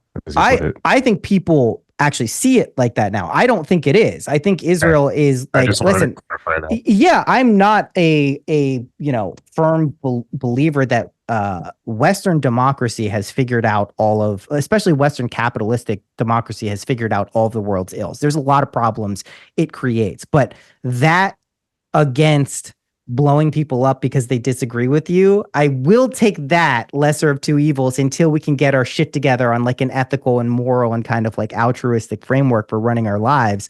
I don't think you even have that potential to get there if you go with people who don't think like me or who I don't like should die. That's one path potentially gives you the option of, like, spiraling up the ascension curve. The other one completely destroys it. Like, it's going to be much harder. You're going to a lower realm that you're going to have to work, you know, 20 times as hard to claw your way back up to even. And yeah, I just it's weird that it was so effectively framed as Israel just doesn't care. It's a genocide. I mean, I've heard probably from no less than 5 to 10 close friends who I'm still friends with, it hasn't affected our friendship, who genuinely believe that this is a genocide and that Israel is quite literally trying to wipe all Gazans off the face of the planet, which is wild. Like, if you just like, what are their criteria for that?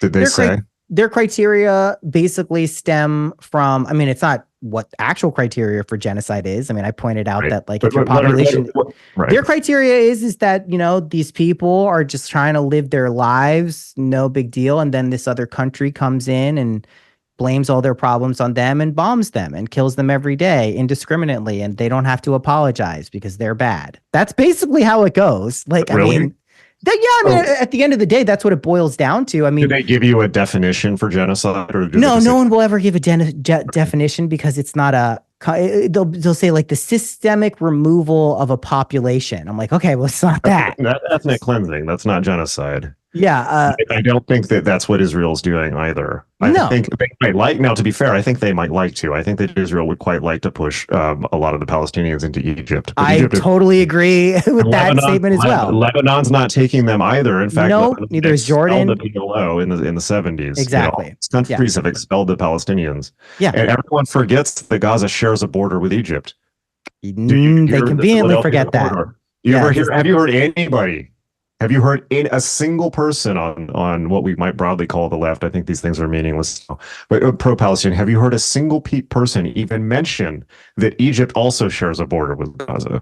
Not only did they not share it, if it's brought up, they will use some weird justification is that logistically they can't possibly. They couldn't possibly. Oh, heavens forbid we allow anyone in. As far as I understand, Cairo is the biggest city in the world, right? But Egypt is gigantic. It's a lot bigger than Israel. Oh my God. I know it's just, there's a reason this situation has ended up here. And I think it's a convenient kind of target that you can put on Israel's back. But I do think if the lived experience that Israelis, not just Jews, but Israelis of all beliefs and faiths and creeds and colors, like if you had to actually live that life every day, regardless of whether you're getting hit with the ballistic missile or not, or you have to take shelter, you would see things. It's got to be people you know. You would feel a little bit differently about what the right to defend yourself means, and that maybe it doesn't mean just bombing other places around you because you don't like them. Like they could do that.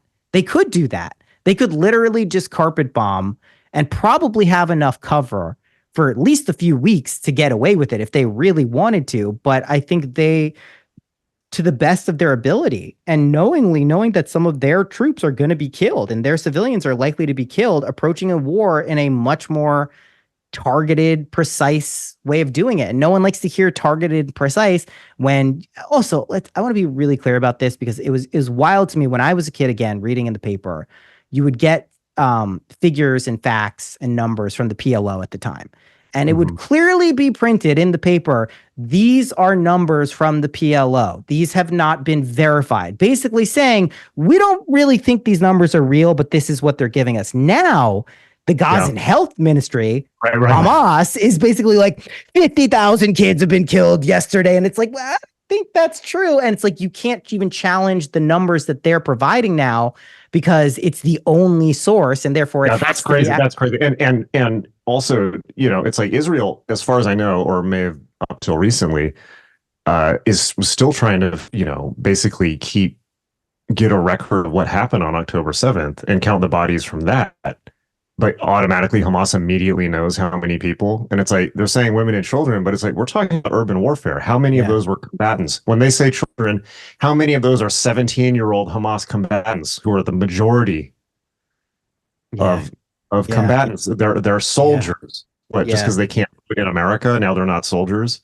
Yeah. So, it's fucked, so you got to think about that too, the way that statistics are manipulated. And, one of the things that really shifted my viewpoint on this is that I'd already spent a lot of time studying urban warfare because, P.S., Gaza is going to typify the warfare of the 21st century. Yeah.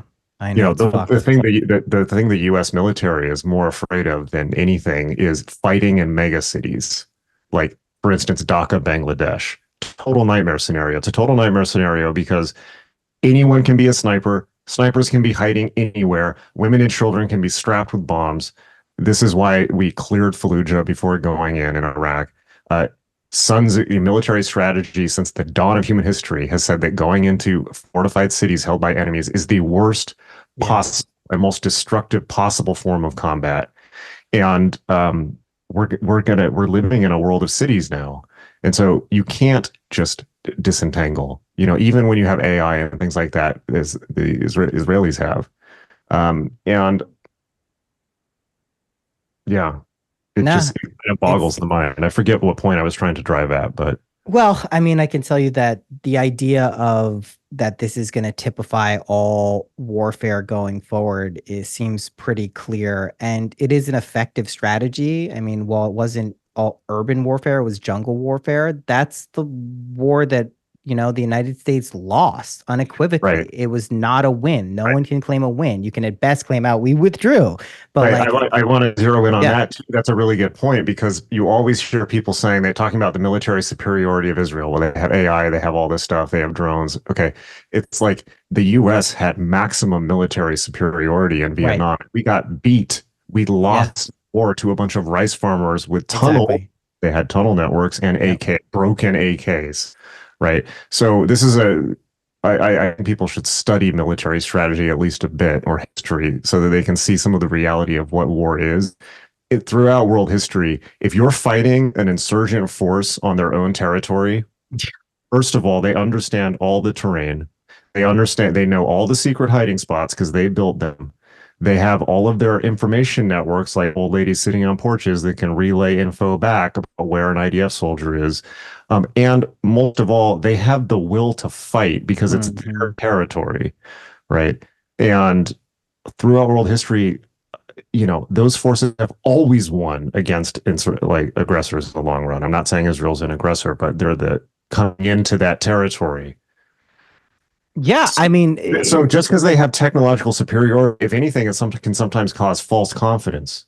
Of course. And one last point on that is, you hear about urban warfare, is you always hear people saying like, "Oh, the Israelis were cutting off things like water. They were cutting off, for instance, they were cutting off concrete." Okay, that sounds inhuman. Well, you see, they can't rebuild. No, it's because if you study urban warfare, you understand that concrete is the number one weapon of urban warfare, by far surpassing any other weapon, because it can be used to create cover in places that cover wasn't, and then you can put gunmen behind them so that they can kill people while taking fire, and you can put that anywhere, and you can shore up fortifications. And so concrete is the number one weapon of urban warfare. Of course, they would be limiting that going into Gaza, but for people who don't understand that, it looks like Well, and I think to that point, one of the interesting things I've noticed is how quickly the narratives will shift and change. Like, for instance, we were hearing a ton about no aid getting into Gaza for, the first 8 months of the war. And I don't know if people have been paying attention, but you haven't really heard anything about that in the past month or two. And the truth is that most of, like, billions and billions and billions of dollars, like tens of billions, dozens of billions of aid has gone into Gaza just in the past year. It's just that the organization in control takes it and then resells it on the black market so they can then go buy weapons from other places. And like, it's weird to me that people don't see that this isn't just like people making decisions in a bubble. It's not like, this is Israel just is so cruel to the Gazans, they won't even let aid in. It's like, what are you talking about? Like, this is like, actually, they could do they could literally just shut off all of the power and water to Gaza on a whim. Like, that's a power they possess. They control it. They don't, because it's not like, if you were really trying to like just completely dominate and just like indiscriminately kill everyone in a region, they are uniquely positioned to be able to do that, right? But they don't do it, and I don't understand why, fully why. I have difficulty. I don't think everyone who supports Palestine unequivocally is anti-Semitic. I just think that if they looked at some of the reasons that they support them, they may find some latent anti-Semitism in them, even if they don't necessarily feel like that. Like, that's kind of that's kind of what I was pointing out, where it's like, and it gets it gets confusing too, because you have a lot of Jews on the pro-Palestine side, and you have people like Norm Finkelstein, Noam Chomsky, who are very persuasive. And then again, you look at who's paying for them. Norm Finkelstein's been to Iran a lot. So it gets tricky, but really it doesn't. I think that one thing that spiritual people can be very good at is big picture thinking. Yes. Not always, but people do psychedelics. They get into this idea of, all one, etc. They think about the world. They think about nice things like world peace and bringing the world together, and other cultures and yoga and all this stuff. So that is one thing that I think spiritual people do have going for themselves. And I would also, and that can be very helpful in this situation. And I would also just like to underline again who it was that was killed on October 7th. It Yeah. was the type of people that listen to this podcast. And it is, in my way of thinking, that was an act of war, not just against the Jewish people. It just happens to be, or Israeli people. It just happens to be that the Israelis are on the front lines of this war. It was an attack on everything that's not Islam. And how do you think they see us? Yeah. Right. And I think that Israel is fighting on behalf of the civilized world. We used to have this phrase that was, used to piss people off, probably rightly so, in the 9/11 post 9/11 period, the clash of civilizations theory versus Islam. It's a little bit simplistic. I think that, but Netanyahu in one of his speeches in the U.S. opened with the one that Kamala skipped. Opened it with, this is directly addressing that. I don't think and I think, but people who had ears to hear heard this immediately, where he said, this isn't a clash of civilizations. This is a clash between civilization and barbarism. Yeah. And I thought that was a great line. And I think it's true. And I think that people need to not underestimate how many people there are that truly hate certainly the West in the world, and will do unbelievable amounts of violence. Yeah. I think it's a good. For me, I mean, I try to look at the silver lining, even in some horrible situation like this. That I hope that people who aren't directly and immediately impacted by this, that is to say, aren't living in Israel or Gaza or have family members in each, is use this as an opportunity to kind of examine your moral and ethical framework relative to your spiritual beliefs and see where things line up and see if you can't use it as a tool to kind of refine what you believe. You may still believe that,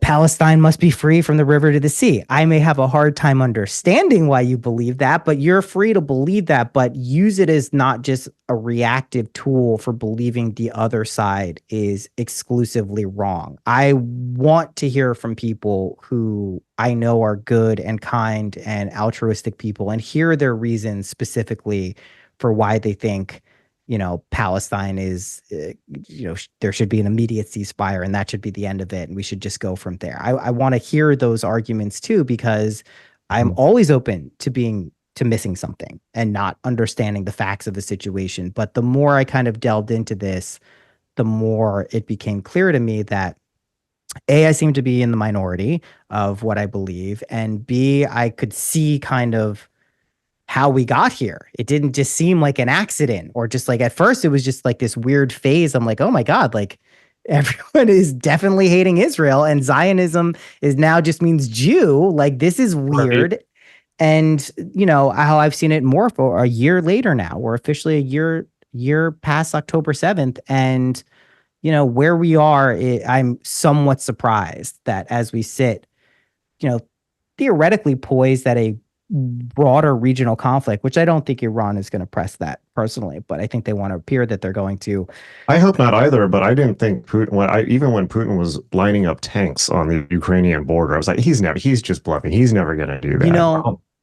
But that's more regional. They have a border, a shared border. Iran has to make a leap that this is so important for their existence as a country. I could understand Putin's logic for, the NATO seems to be encroaching. They're not really doing what they said they were going to do. It's only a matter of time before they go and try to take Crimea back and all these other places that we feel is rightfully ours. It's like a weird Russian, this is who we are type of people. We'll fight through the end, like that type of logic too. That's a little bit, I think, contextually different. This is like, I don't think the Russians want the Ukrainians to exist as a people. They just want their land and they want them to live under them. You can be Ukrainian all you want, call yourself Ukrainian, but this is Russia now. So like this I do think is just, like if there was a button and you could push and it's wipe all Jews off the face of the earth, like they're hitting that fuking button as soon as they can. Yeah. I think one of the things that doesn't help Israel, unfortunately, also is a lot of the stuff they say sounds crazy. Yeah. And it's not crazy, but it sounds crazy. So for a classic one is the UN's anti-Semitic, right? Oh, the Yeah. whole UN is a conspiracy against Israel, and they're just anti-Semitic. That sounds crazy, right? And it sounds psychotic. But then you actually look, and it's like, yeah, the UN's really corrupt. Yep. It's like when I watched that South Africa thing, it's like, South Africa had that case just ready to go. And I'm not a lawyer, so I don't know how long those things take to prepare, but that looked pretty well organized. Yeah. They just had that ready to go. And, I just saw last week, South Africa just named a street after Layla Khaled, if you know who that is, the Palestinian PLO hijacker in the 70s. And it's like, oh, but there's no bias. No, I'm sure it's totally normal. Totally normal going on UNRWA, like UNRWA support, all of this stuff. It's like that's real. It is real. It sounds wrong, but it is real. But when Israelis are saying it, it sounds like preposterous. But that's the world. Yes, even the UN is corrupt. It's like we know the UN's corrupt, and not just on this issue. We know that like every time UN peacekeepers go into third world countries, they're just raping everyone. Yes. This is horrifying. It's not good. Yeah. The UN is what the fuck even is the UN? That's the thing. Like why? Like the UN as a concept sounds like such a good thing. It's like we're all countries working together for the greater good, like Captain America. But then it's like, or Captain Planet. But like, then you look at how it actually functions, and you're like, oh, this is destined to be the most corrupt and worst thing we have ever created. Like, this is a terrible idea. Well, we're not all going to get along. Yeah, if you get all the countries in the world together to vote on stuff, it's like, well, most of the countries are totalitarian. Yeah. It's like that, or just non-functional. So how's that going to go? Yeah. Oh man. Well, this has been awesome, dude. I'm glad I got to speak to you about this. I do want to say that if anyone disagrees with Jason or I about our views on Israel, like please, angrily tweet at us, but also maybe try to have like a real conversation. Cause like I enjoy hearing. As long as it's in good faith. In good faith, of course. I know. I expect people not to agree with me. I would be a little concerned if everyone was like gung ho. Something is wrong. I'm in the wrong place right now. Yeah.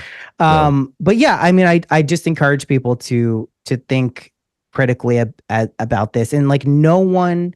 I know Jason isn't. I know I'm not. Is saying we want innocent people to die, but drawing a line where innocence is and recognize that putting innocent civilians in harm's way as a strategy is different than targeting innocent civilians. There's a huge, and one side has done that and one side has not. And it's not the sides you think. And innocent people are dying in horrible ways. And the blame for that lies with Hamas and their supporters, their financial supporters. Yeah. Yeah.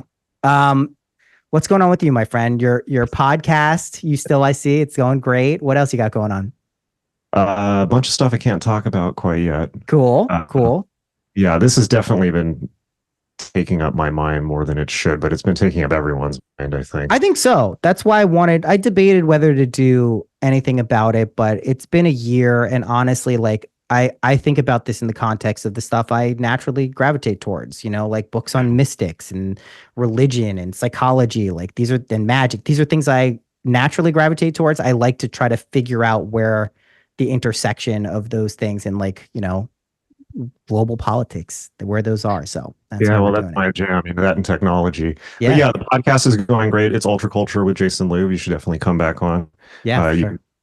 Search that wherever you get your podcast, or you can go to podcast.magic.me, magick.me.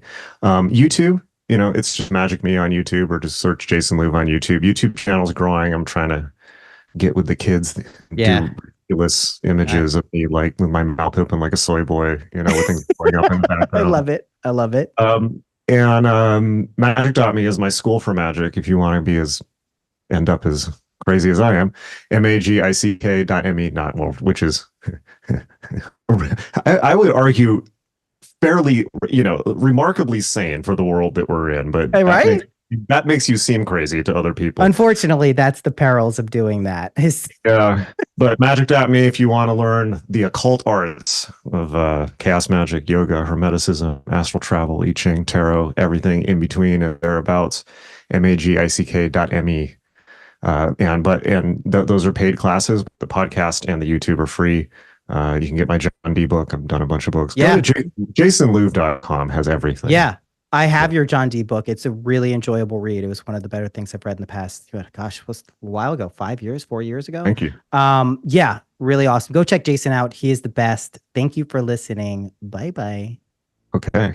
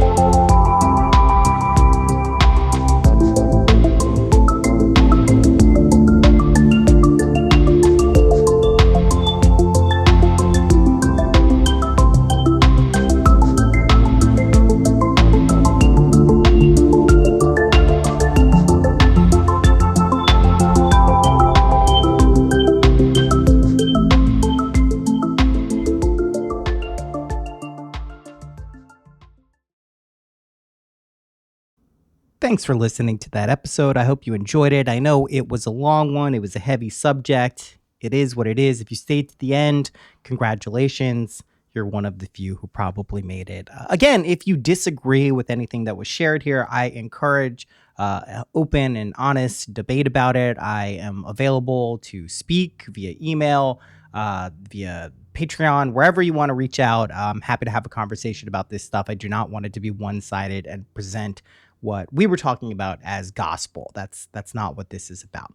If you want to find more Synchronicity, you can go to patreon.com/synchronicity. If you want to connect with Jason Louv, go to magic.me, magic with a K at the end of it. Yeah, that's it. I will see you soon for another episode, and the patrons, you will be getting a bonus episode. We'll be doing a live stream next week as well. All right, until then, bye-bye. Love you.